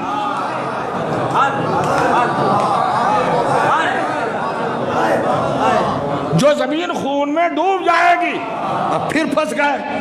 اب میں نے تفاسیر دیکھی اور دیکھتے دیکھتے ایک منزل پر پہنچا کہ عدیم الارض نام ہے کربلا کا۔ کس کا نام ہے عدیم الارض؟ کربلا کا۔ اب بیٹھو گے خاموش؟ تو کیا کہا علی نے؟ من خلق من عدیم الارض، آدم اسے کہتے ہیں جو کربلا کی زمین سے بنے۔ تو جو خاک شفا سے بنا تھا اسے اللہ نے سجدہ کرایا۔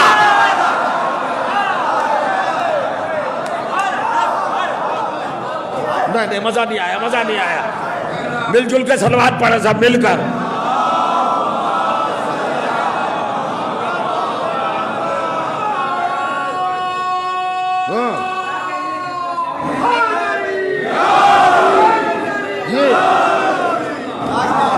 میں چاہتا یہ ہوں کہ آپ عقائد کے مجتہد بنے، ایسے سنیں، اپنے اندر سے نکل گئے۔ کہیں سے بنایا آدم کو؟ کربلا کی مٹی سے بنایا۔ حضرت آدم کو اللہ کے علم غیب میں تھا کہ حسین والے محبت حسین میں اپنی جان نمازوں کو کربلا کی مٹی سے سجائیں گے۔ لوگ اعتراض کریں گے یہ مٹی پہ سجدہ کیسا؟ ارے دیکھا نہیں، اللہ نے جواز پیدا کر دیا کہ کربلا کی مٹی کے سامنے جھکنا چاہیے۔ سنیے گا، آدم کو کربلا کی مٹی سے بنایا، فرشتوں کو جھکا دیا اور ایک پیغام اور دے دیا، جو کربلا کی مٹی کے سامنے جھکے وہ ملک ہے جو آ کر جائے۔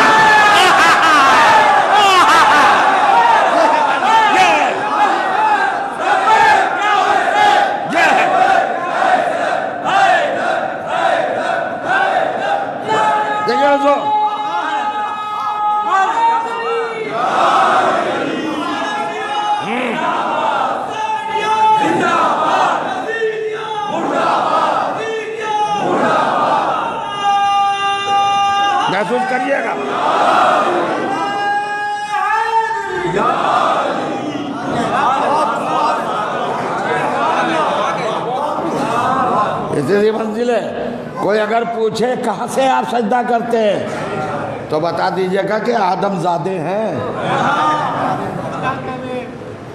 چلیے عجیب منزل ہے, عجیب کیفیت ہے. اب شیطان نے کہا میں تو نہیں کروں گا سجدہ, میں نہیں کروں گا سجدہ. نہیں کرے گا تو اللہ نے وجہ بتاؤ نوٹس ایشو کیا. ما منع کا تسجدہ اس امرتوں کا, کس نے تجھے روکا اس کو سجدہ کرنے سے؟ جب میں نے حکم دیا تجھے, میں جہاں چاہوں جھکاؤں.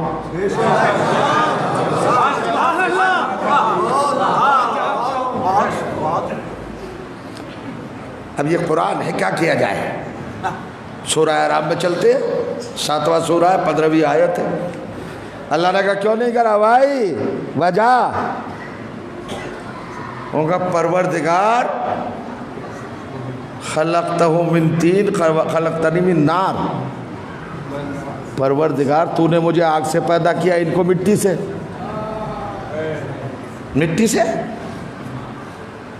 جناب آدم مٹی سے بنے بس. کتنی چیزیں ہیں آدم کے وجود میں؟ کیا کیا عناصر اربع, فارمیٹ ارتھ. کیا کیا چیز؟ آگ, پانی, مٹی. اور شیطان کیا کہہ رہا ہے؟ مٹی سے بنے. یہ کیوں نہیں کہتا آگ سے, پانی سے, ہوا سے, مٹی سے؟ یعنی 4 میں سے چوتھے پہ اعتراض کیا ہے.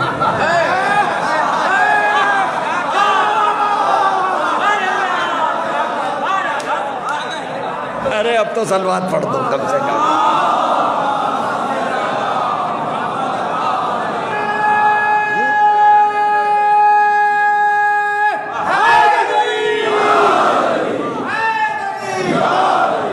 خدا سب کے توفیقات و تائیدات میں اضافہ کرتا رہے. آپ ایسے ہی سنتے رہیں, عقیدوں میں, ایمان میں, جذبات میں ایسی پختگی آتی چلی جائے. مجلس جناب سعید رضوی صاحب کی طرف سے ان کے خود توفیقات و تائیدات میں اضافہ بھی ہو, اور کہ آبا و اجداد جو اس دنیا جا چکے ان کی مغفرت کا سامان بھی ہو, اور ترقیاں بھی ملیں, حصار حفاظت اہل بیت میں بھی رہے, رضا پروردگار کے حصار میں بھی رہے. آپ بھی سب سنیے گا. اللہ نے کہا کیوں نہیں کیا سجدہ؟ تو اب ایک جملہ کہا ہے اس نے, وہ سنیے. انا خیر منہ, میں آدم سے بہتر ہوں. اللہ نے کہا فخرج منہا, جائیے جنت سے, جائیے, نکلیے نکلیے جنت سے, انک الرجیم. دائے درگاہ. اچھا نکلا, نکل گیا جنت سے. یہاں تک اگر آیت رک جاتی تو میں بھی رک جاتا. کہتا ہے انا علیک لعنتی الی یوم الدین, میری لعنت ہے تجھ پر قیامت تک کے دن تک.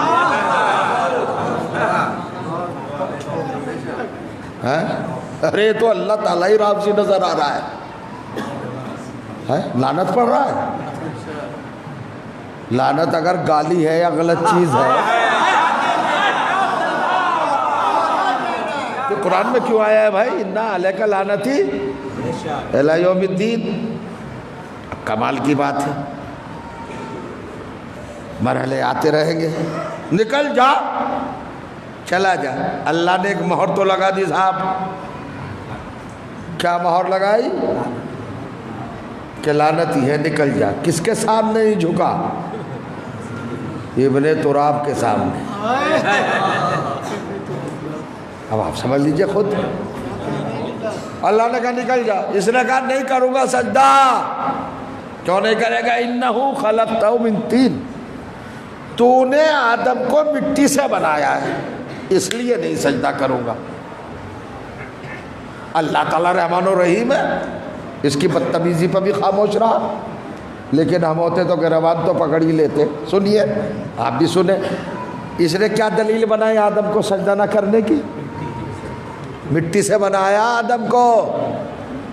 ارے تو بھیا آج تک جو تو نے سجدے کیے تھے وہ کاہے پہ کیے تھے؟ اب آپ سے خصوصی توجہ چاہوں گا، کاہے پہ کیے تھے سجدے آج تک؟ سونے پر، چاندی پر، تانبے پر، پیتل پر، برف پر، پانی پر، ہوا پر، جواہرات پر، نیلم پر، یاقوت پر، کاہے پہ سجدے کیے تھے؟ آگ پر کہاں کیے تھے؟ کہا مٹی پر کیے تھے۔ یہ تو بیکار کی بات ہے، تو عادی ہے مٹی پر سجدہ کرنے کا، آج کیوں نہیں کرتا؟ تو اب بتاتا ہوں راز، اب راز بتاتا ہوں۔ قرآن میں اللہ نے کہا انی خالق بشرا من طین، اللہ نے کہا فرشتوں سے میں مٹی سے ایک بشر بناؤں گا، کائے کے لیے؟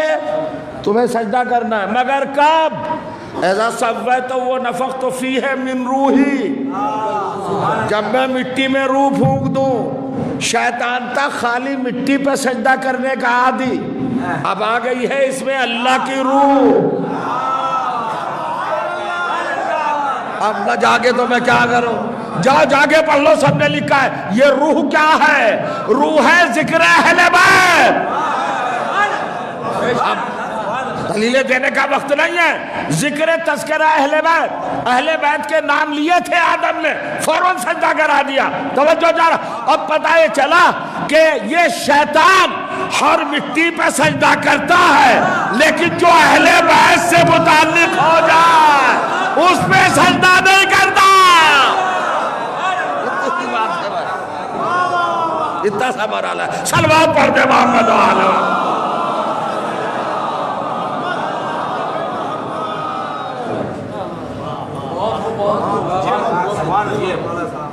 آپ کا وقت تو ضائع نہیں کر رہا ہوں میں۔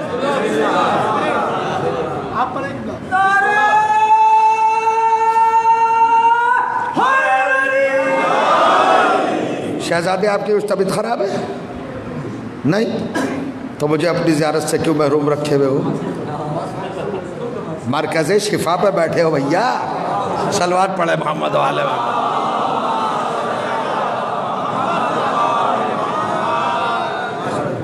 تو یہ ہے منزل، سجدہ ہر جگہ پہ، ہر عنوان سے آپ کو ہر منزل پر، ہر مقام پر، ہر رخ سے، ہر پہلو سے اللہ کی یہی منتخب اور یہی چنیدہ شخصیات سامنے آئی۔ اللہ نے انہیں بنایا ہی ایسا ہے۔ صاحب پیدا تو نہیں ہوئے کعبے میں، ہاں پھر وہی پیدا نہیں ہوئے کعبے میں۔ ہمارے یہاں ایک صوفی تھے بہت عمدہ، آپ بھی جانتے ہو کہ صاحب کوئی دور تھوڑا ہی ہے، نظام الدین اولیاء کی اولاد میں حسن ثانی نظامی، حسن ثانی نظامی، وہ آ گئے۔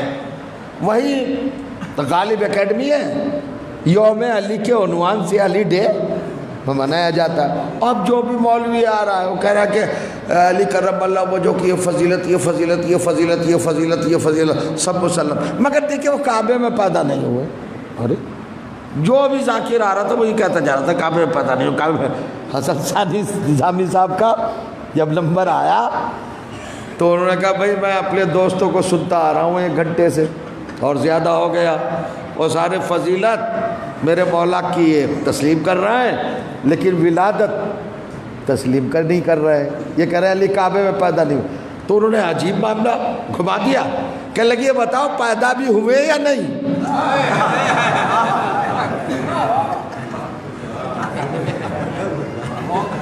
ارے بھائی یہ بتاؤ آپ کے ہمارے مولا پیدا بھی ہوئے یا نہیں؟ تو ہم نے کہا پیدا تو ہوئے۔ کہا تو پیدا ہوئے تو کہیں تو ہوئے ہوں گے، کہیں تو ہوئے ہوں گے۔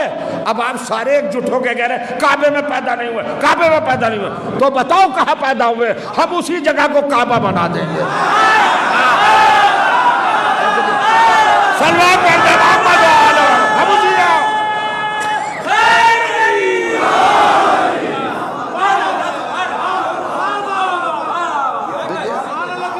کمال ہے خدا کا۔ ارے علی جہاں ہے وہی کعبہ ہے، اور علی جہاں نہیں ہے وہاں کچھ بھی نہیں ہے۔ सन्नाटा, खत्म, कुछ नहीं, सब कुछ है अली, अली के अलावा कोई और कुछ नहीं है। वहाँ मुलाहिजा कीजिएगा, सारे एहतमाम, सारे इंतज़ाम, सारे सिस्टम और सारी एहतियातें अल्लाह ने जो ज़ाहिर फरमाई है वही क़द जाकुम मिनल्लाहि नूरुन व किताबुम मुबीनुन यहदी बिहिल्लाहु मन इत्तबा रिज़वानहु सुबुल सलाम। कुरान क्या करेगा और अली क्या करेंगे, बस ये जुमला कह के मैं अपनी मंजिल की तरफ जाना चाहता हूँ। अल्लाह की तरफ से तुम्हारी हिदायत के लिए नूर आया है, यानी अली आए हैं, और क्या आया है, किताब मुबीन आई है। इन दोनों में जिम्मेदारियां बटी हुई हैं। किताब क्या करेगी, यादी बहिल्लाहु मनित्तबा रिज़वानहु सुबुल सलाम। अल्लाह इस किताब के ज़रिए उन लोगों की हिदायत फरमाएगा जो उसकी रज़ा के तलबगार हैं, जो अल्लाह को खुश करना चाहते हैं, उन्हें सलामती के रास्तों पर गामजन कर देगा। और क्या करेगा इस कुरान के ज़रिए, वह युख़रिजुहुम मिनज़्ज़ुलुमाति इलन-नूर, अंधेरों से निकाल कर नूर की तरफ लाएगा।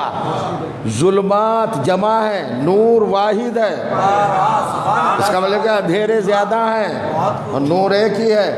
और अरबी में जमा का इतलाक़ कम से कम 3 पे होता है, जुल्मत, जुल्मतान, जुल्मात, 3 अंधेरे कम से कम।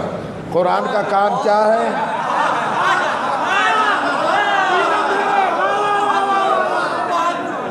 हो गई बात।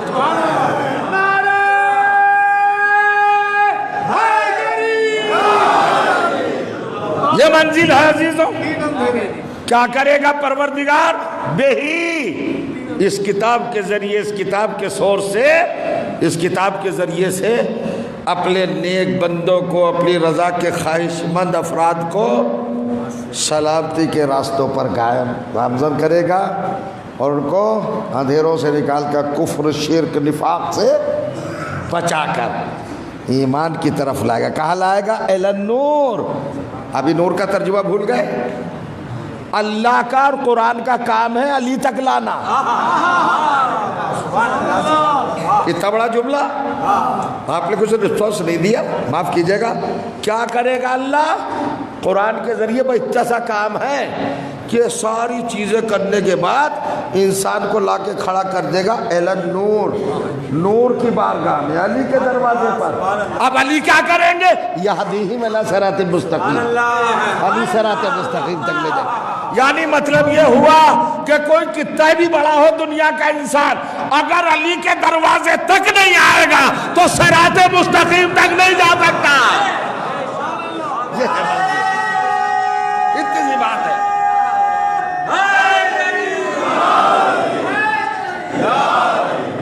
इन्हीं की मोहब्बत, इन्हीं का इश्क, इन्हीं की उल्फत, इन्हीं का प्यार, इन्हीं की मवद्दत, इन्हीं से ताल्लुक, इन्हीं से रिश्ता, इन्हीं से रिलेशन, इन्हीं की गुलामी, इन्हीं की खिदमत और इन्हीं से इत्तिसाल, यही सिराते मुस्तकीम है, इसके अलावा कुछ नहीं। ये खुद सिराते मुस्तकीम है। जब तक इंसान सिराते मुस्तकीम पर नहीं आएगा जन्नत तक नहीं जा सकता। अब मैं क्या करूं, बहुत देर नहीं, गौर करें आप। ये कमाल की बात है साहब, कमाल की बात। आपने इन्हीं मजलिसों के हवाले से ज़ाकिरीन की ज़बानी एक अहम, अजीम, बेमिसाल ज़ाते गिरामी के हवाले से बहुत कुछ सुना होगा। एक नाम आता है हमारे यहाँ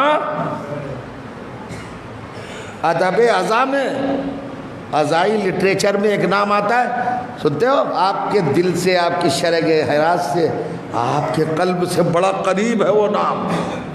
आप सोच रहे होंगे कौन सा नाम, हज़रत हूर अलैहिस्सलाम। ये कौन है हूर? हूर कौन है? हूर वो शख्सियत है जो इमाम हुसैन अलैहिस्सलाम की दुआओं के नतीजे में पैदा हुआ। इनके वालिदैन के यहाँ औलाद नरीना पैदा नहीं होती थी। ابھی واقعہ ہے، اور پلے بھی ہے کوفہ میں، مولا کائنات کا دور بھی دیکھا ہے، کوفے کے وہ مناظر، ولایت کے وہ معجزات۔ مجھے تو شکوہ یہ ہے صاحب، خدا کی قسم سب کچھ سمجھ میں آ جاتا ہے، لیکن حقائق اور فضائل اہل بیت کیوں سمجھ میں نہیں آتا؟ ہر چیز پہ ایگری ہے انسان، کبھی ولایت سمجھ میں نہیں آتی، وہ نبوت سے ولایت کیسے افضل ہے؟ ارے بھیا یہ کوئی سمجھنے کی بات ہے؟ یہ کوئی بحث کی بات ہے؟ اصل ولایت ہی ہے، اگر ولایت کو سمجھ لے۔ اچھا ایک اشارہ کر کے جا، کسی نے اعتراض کیا ہے نا کہ ولایت کیسے بڑی ہے نبوت سے؟ چلو نہیں ہوگی بڑی، ایک جملہ اس آیت کو بھی بھلا دیجیے گا کیا؟ جاگ رہا ہے؟ ایسے ہی بھرا ہوا تھا ماشاءاللہ غدیر کا میدان۔ اللہ نے کیا کہا تھا اپنے رسول سے؟ لم تفعل فما بلغت رسالتہ، اگر یہ نہ پہنچایا تو رسالت نہیں پہنچائی۔ تو یہ رسالت سے بڑی کون سی چیز ہے؟ اگر رسالت سے چھوٹی ہے تو اس کے نہ پہنچانے پر رسالت کیوں ختم ہو رہی ہے؟ اور اگر رسالت اس کے نہ پہنچانے سے ختم ہو رہی ہے تو انڈرسٹوڈ کہ کوئی امپورٹنٹ چیز ہے رسالت سے۔ کیا ہے؟ تو تیرے رسول نے کیا پہنچایا؟ من کنت مولا فہذا علی المولا، ولایت ہی تو پہنچائی۔ تو بھیا یا تو غدیر سے بھاگ گیا یا ولایت کو بہتر ثابت کر لے، تسلیم کر لے۔ یہ ہر جگہ پر مرتا رہے گا زندگی بھر قسطوں میں دشمن علی، ہر فضیلت پہ مرتا ہے کمبخت، ہر منقبت پہ پامال ہوتا ہے۔ جیسے ہی ایک رخ بتایا علی کا وہیں اس کی موت، فوراً مر جا۔ یہ کیسے، یہ کیسے، یہ کیسے؟ ہمارے دماغ میں تو آتا نہیں۔ خاموش رہے، اپنے دماغ کو سامنے نہ لا۔ علی تیرے دماغ میں نہیں آ سکتے، جسے کعبے کی دیواریں نہ جھیل سکے اسے تیرا دماغ جھیل پائے گا؟ ضد نہ کر، پھٹ جائے گا دماغ۔ اب پوچھے اس ذات گرامی سے، اس ہستی سے، اس فکر سے جس کو ہم بڑی عقیدت کی نظر سے اور بڑے احترام کے ساتھ حضرت حور علیہ السلام کہتے ہیں۔ آئے ہیں یہ 5000 سولجرز، سپاہی مجاہد جو کہ لیگ کے دیے، ان کے اوپر ہیڈ ہیں، کمانڈر ہیں، یہ جرنل ہیں، اور لشکر یزید کی طرف سے کوفے کے حالات ہی ایسے تھے۔ کچھ لوگ کہتے ہیں ہور بھٹکے ہوئے تھے، بہکے ہوئے تھے۔ نہیں، ایسی جرات کبھی نہ کرنا۔ یہ ایسے ہی تھے جیسے حضرت آسیہ دربار فرعون میں، انہیں معرفت تھی۔ ابھی بتاؤں گا معرفت کتنی تھی۔ حضرت حور کو عرفان تھا۔ حضرت حور کربلا کی ضرورت ہے، دین کی ضرورت ہے۔ ان لفظوں کو آپ ہلکے میں نہ لیں جو میں استعمال کر رہا ہوں آپ کے سامنے۔ اب بھائی لکھا ہے جناب حور کے لیے کہ 5000 سپاہی ان کو کمانڈ کر رہے ہیں، لیکن جب آئے ہیں تو ان کی آمد سے پہلے حسین ذرا آگے تھے اپنے قافلے کے ساتھ۔ قافلہ ایک منزل پر روکا گیا، کرسی بچھائی گئی، سرکار سید الشہداء علیہ السلام تشریف فرما ہوئے۔ آپ نے کہا عباس، جناب عباس کا برق الخاطف، جیسے بجلی نہیں جھمالتی ایسے آئے میرے مولا۔ لبیک کیا سیدی، میرے آقا کیا حکم ہے؟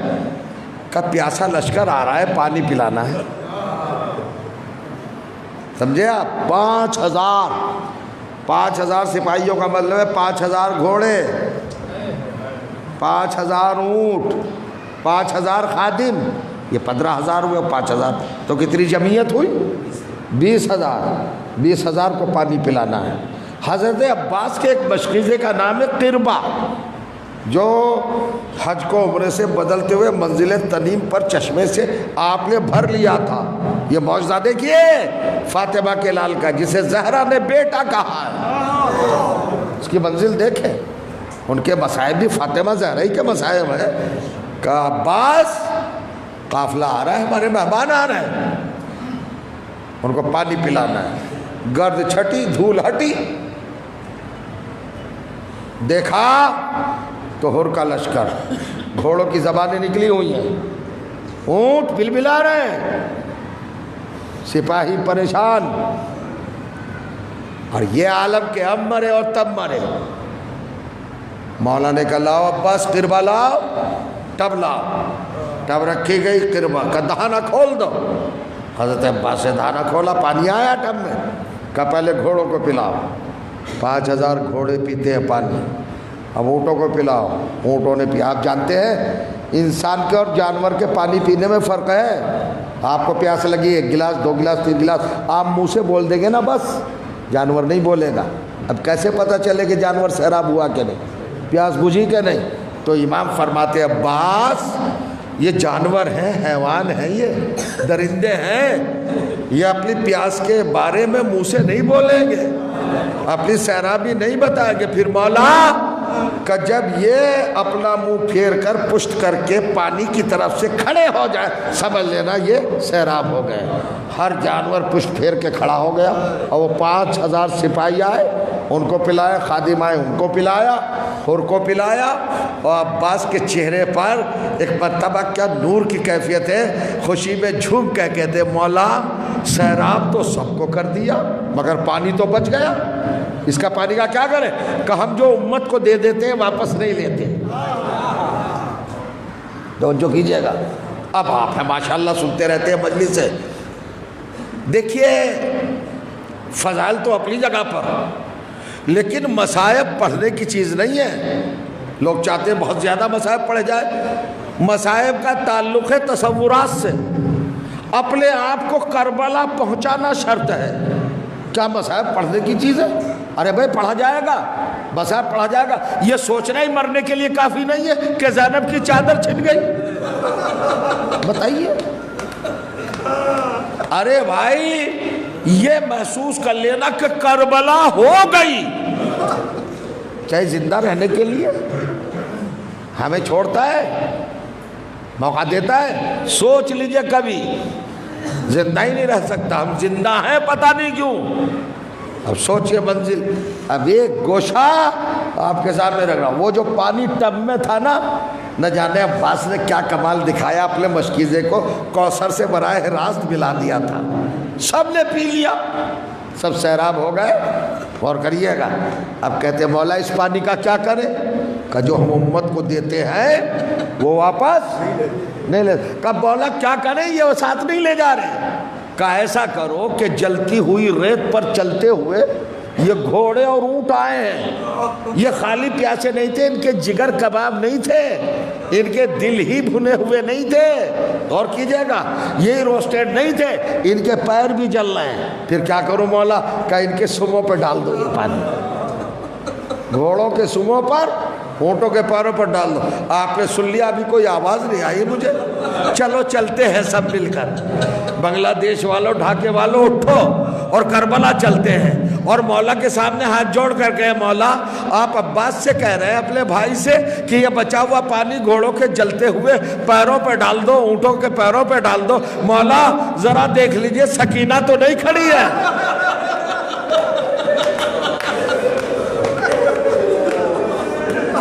کیا نفسیات ہوتے ہیں؟ اجرکم علی الحسین، اے فاطمہ کے لال، ذرا دیکھ لے سکینہ تو نہیں دیکھ رہی ہیں، اور اگر دیکھے گی تو قیامت ہو جائے گی۔ سوچو جس 3 برس کی بچی نے اپنے بابا کے حکم پر اپنے چچا کو گھوڑوں کے پیروں پر جلتے ہوئے سموں پر پانی ڈالتے ہوئے دیکھا تھا جب عاشور کے دن تماچے لگ رہے تھے،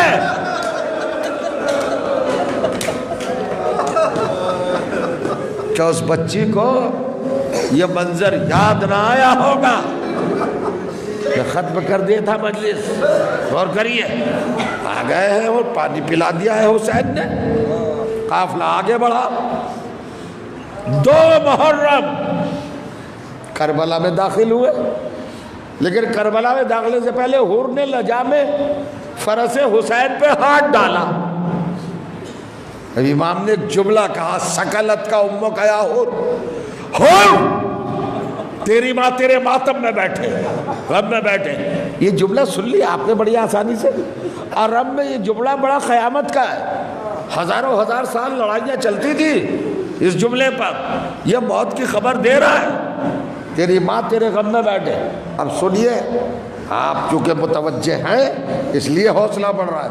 حسین میرے مولا نے، آپ کے آقا نے جیسے کہا تیری ماں تیرے غم میں بیٹھے، تو روایت کہتی ہے کہ حور پیچھے ہٹا 20 قدم، لرزہ کانپا، اور ایک مرتبہ آنکھوں سے آنسو جاری ہوئے اور کہا نبی زادے آپ نے زمین کے اوپر آسمان کے نیچے نامحرموں کے سامنے میری ماں کا نام لیا.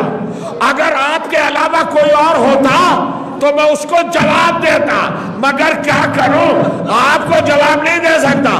آپ نے میری ماں کا نام لیا ہے، میں آپ کی ماں کا نام نہیں لے سکتا، کیونکہ میرے مذہب میں بغیر وضو کے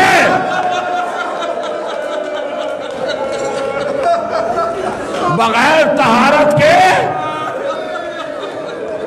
آپ کی والدہ ماجدہ کا نام لینا روا نہیں ہے، جائز نہیں ہے. آپ تو سمجھ گئے ہوں گے حور کا عقیدہ کیا تھا، حور کا ایمان کیا تھا، حور کا کردار کیا تھا.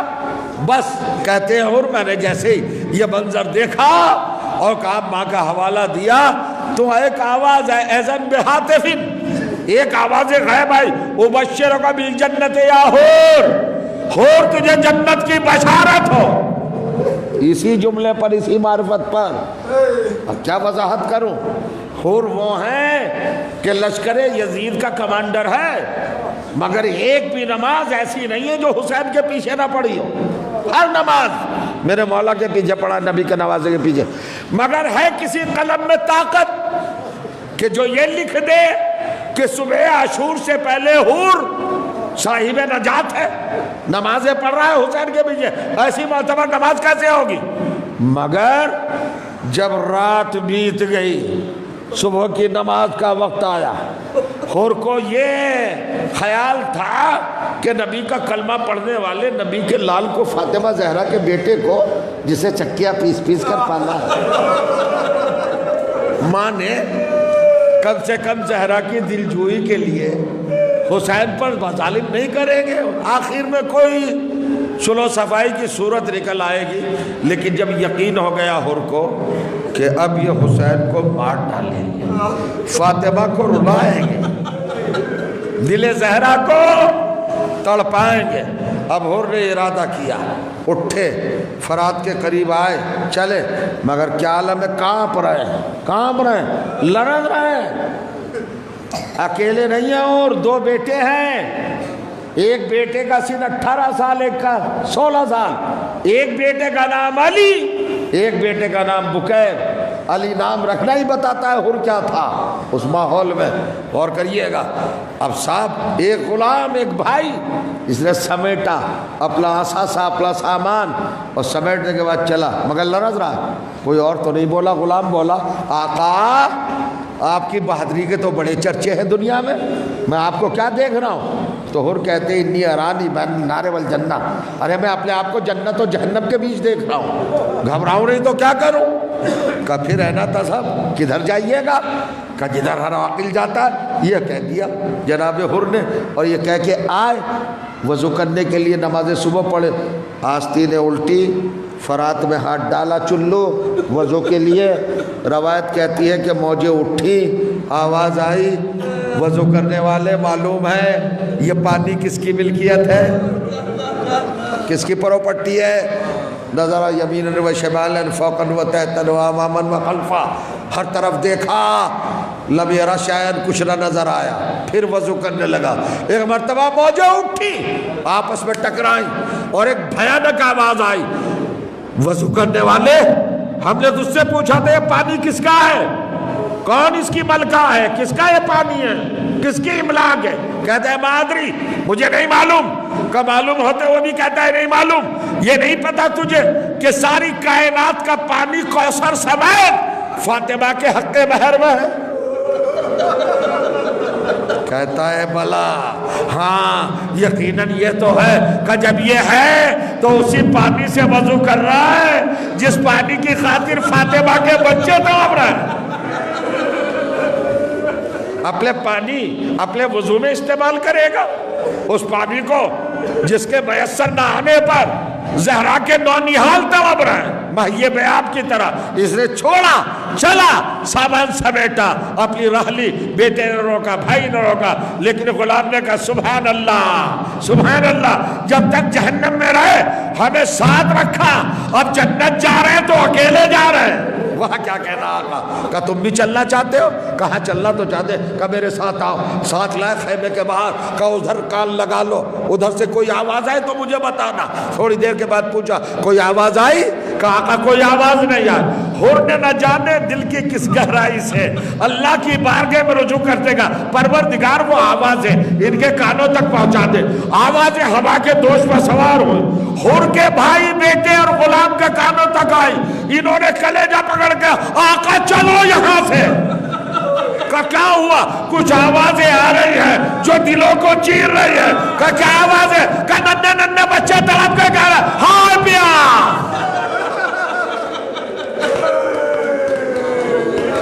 الاتش قد قتلنا ہائے پیار مار ڈالا. کہ جانتے ہو یہ کون ہے کہ نہیں جانتے کون ہے کہ یہ فاطمہ کے شہزادے پیاسے ہیں بس ختم کی بہن والی آگے. حور حسین نماز صبح پڑھا کے وظائف میں ہیں. ایک مرتبہ مڑے اکبر بیٹا عباس بھائی جان لبیک یا سیدہ تیار ہو جاؤ میرے مہمان آ رہے ہیں. ادھر سے چلے ادھر سے حور نے کہا میں نے ساری رواج چھوڑی بیٹے سے غلاموں سے اور بھائی سے کہ حسین کی طرف سے جو آئے مجھے مطلع کر دینا بتا دینا. سب سے پہلے جان آئے نعرہ تکبیر بلند کیا. کون آیا کہ حسین کا غلام جان. اپنے غلام سے کہا جا کے قربان ہو جا اس کے قدموں پر حسین کا غلام ہے. تھوڑی دیر کے بعد پھر نعرہ تکبیر بلند. اب کون کہ حسین کے بھائی قمر بنی ہاشم. کہ اپنے بھائی سے تم قربان ہو جا. تھوڑی دیر کے بعد میدان لرز گیا. اب کسی نے نعرہ تکبیر لگایا کہ ہم شکل پیغمبر علی اکبر. اپنے دونوں جوانوں سے کہا قربان ہو جاؤ علی اکبر پہ جا کر. بس ختم کی میں نے مجلس. اب حور ہیں آنکھوں پہ پٹی ہے ہاتھوں میں ریسمان ہے نہ کچھ دکھائی دے رہا ہے. گھوڑے کی گردن پر آپ جھکے ہوئے اور کہہ رہے ہیں مجھے پہنچا دے حسین کی خدمت میں کوئی گستاخی نہ ہو جائے پہلے ہی اتار دینا. گھوڑا 10 قدم دور رک گیا اپنا شکم زمین سے ملایا اور ہی نہیں آیا. مطلب اشارہ تھا حسین کی بارگاہ آ گئی. حور نے اپنے کو گرایا سرکتے سرکتے آگے بڑھے. حسین مصلی سے اٹھے بازوؤں کو پکڑا گلے سے لگایا پیشانی کو چوما اور ایک جملہ کہا بھیا حور.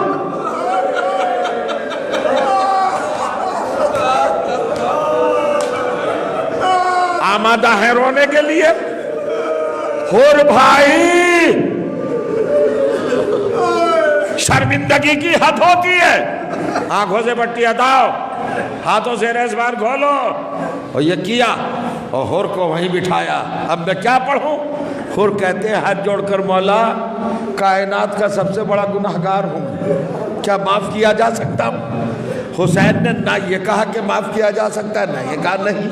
تیسری راہ حور پوچھ رہے معاف ہو جاؤں گا میں مولا. حسین نے کہا کہ میں نے معاف کیا میرے خدا نے. رونے کی منزل ہے اگر دل کے کانوں سے سن لیا تو آنسو نہیں روک پائیں گے. یہ بتاؤ مجھ سے اس سے بڑا سرٹیفکیٹ اس سے بڑی سند اس سے بڑا ثبوت نجات کا جنت کا صراط مستقیم کا ہدایت کے مقام پہ قائم ہونے کا کوئی اور ہو سکتا ہے. جنت کا مالک کہہ رہا ہے میں نے معاف کیا میرے خدا نے. مگر سنو گے یہ ہے معرفت. جناب حور نے ہائے کا نعرہ لگایا سر پیٹا اور زمین پر گرے. حسین نے کہا حور میں یہ کیا دیکھ رہا ہوں یہ تو خوشی کا مقام تھا تمہیں جھوم جانا چاہیے تھا. میں نے تمہیں نجات کا پروانہ دیا ہے مگر تم رو رہے ہو. جملہ کہا ہے یہ جملہ سن کے ہی روئیے گا. کہتے ہیں چاہے حور کا مولا میرے دل کو اطمینان نہیں ہے۔ کہا کیوں؟ ہم نے معاف کر دیا، اطمینان نہیں؟ کہا نہیں۔ کہا آپ کے نانا کی شریعت میں یہ قانون ہے کہ گناہ کا دائرہ جتنا بڑا ہو اتنا ہی بخشش کا ہونا چاہیے۔ مولا نے کہا کیا مطلب؟ کہ مولا آپ نے معاف کر دیا نا، آپ کے خدا نے معاف کر دیا، مگر میرا گناہ اس سے آگے ہے۔ حسین چوکے، تیرا گناہ اور آگے کون سا ہے؟ کہ مولا جب 2 محرم کو آپ کے گھوڑے کی لگام پکڑی تھی نا، شاید متوجہ نہیں ہوئے، جب میں نے آپ کے گھوڑے کو روکا تھا تو محملوں سے سیدانیوں کے رونے کی آواز، جناب زینب کے رونے کی آواز،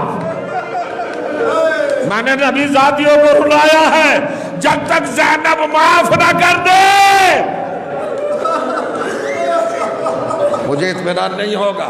اور میں یہ بھی جانتا ہوں مولا وہ کریمہ بنت کریم ہیں، کریم مولا کی بیٹی ہیں، مجھے ضرور معاف کریں گی۔ زینب اولیاء مقام کا خیمہ کدھر ہے نبی زادے؟ میں جانا چاہتا ہوں سلام کرنے۔ کہا چلو ہاتھ جوڑے مولا بتا دیجئے گا کہ جناب زینب کا خیمہ کے گستاخی نہ ہو جائے۔ 20 قدم کے فاصلے پر بتایا، وہ ہے زینب اولیاء مقام کا خیمہ۔ حر نے امامہ اتارا، گریبان چاک کیا، آستینیں الٹی، بالوں کو بکھرایا، کربلا کی خاک بالوں میں ڈالی۔ اور آپ سوچ رہے ہوں گے نوجوانوں کہ حر اپنے پیروں سے چلا، نہیں، اپنے کو زمین گرم پر گرایا، کوہنیوں گھٹنیوں کے بل چلا جیسے بچہ چلتا ہے۔ ابھی چند گام نہ چلا تھا کہ خیمے سے 2 بچے آئے، نورانی بچے، معطر بچے، چاندی جیسے ہاتھ، سونے جیسی پیشانی۔ حر کو چلتے ہوئے دیکھا، آگے جھکے اور جھکنے کے بعد کہا مامو حر اماں نے سلام کہا ہے۔ حر مامو اماں نے سلام کہا ہے۔ ارے سب کچھ بھول گیا، مولا کے قدموں پہ سر رکھا۔ آقا یہ بتا یہ شہزادے کس کے ہیں؟ حسین نے کہا یہ اسی زینب کے لال اور وہ محمد ہے جس سے معافی مانگنے چلا۔ ارے کلیجہ پکڑا، مدینے کا رخ کیا، یا رسول اللہ آپ کی بیٹیوں پر یہ وقت آ گیا ہم غلاموں کو بھائی کہے۔ واہ غربتہ، واہ مصیبتہ، واہ مظلومہ۔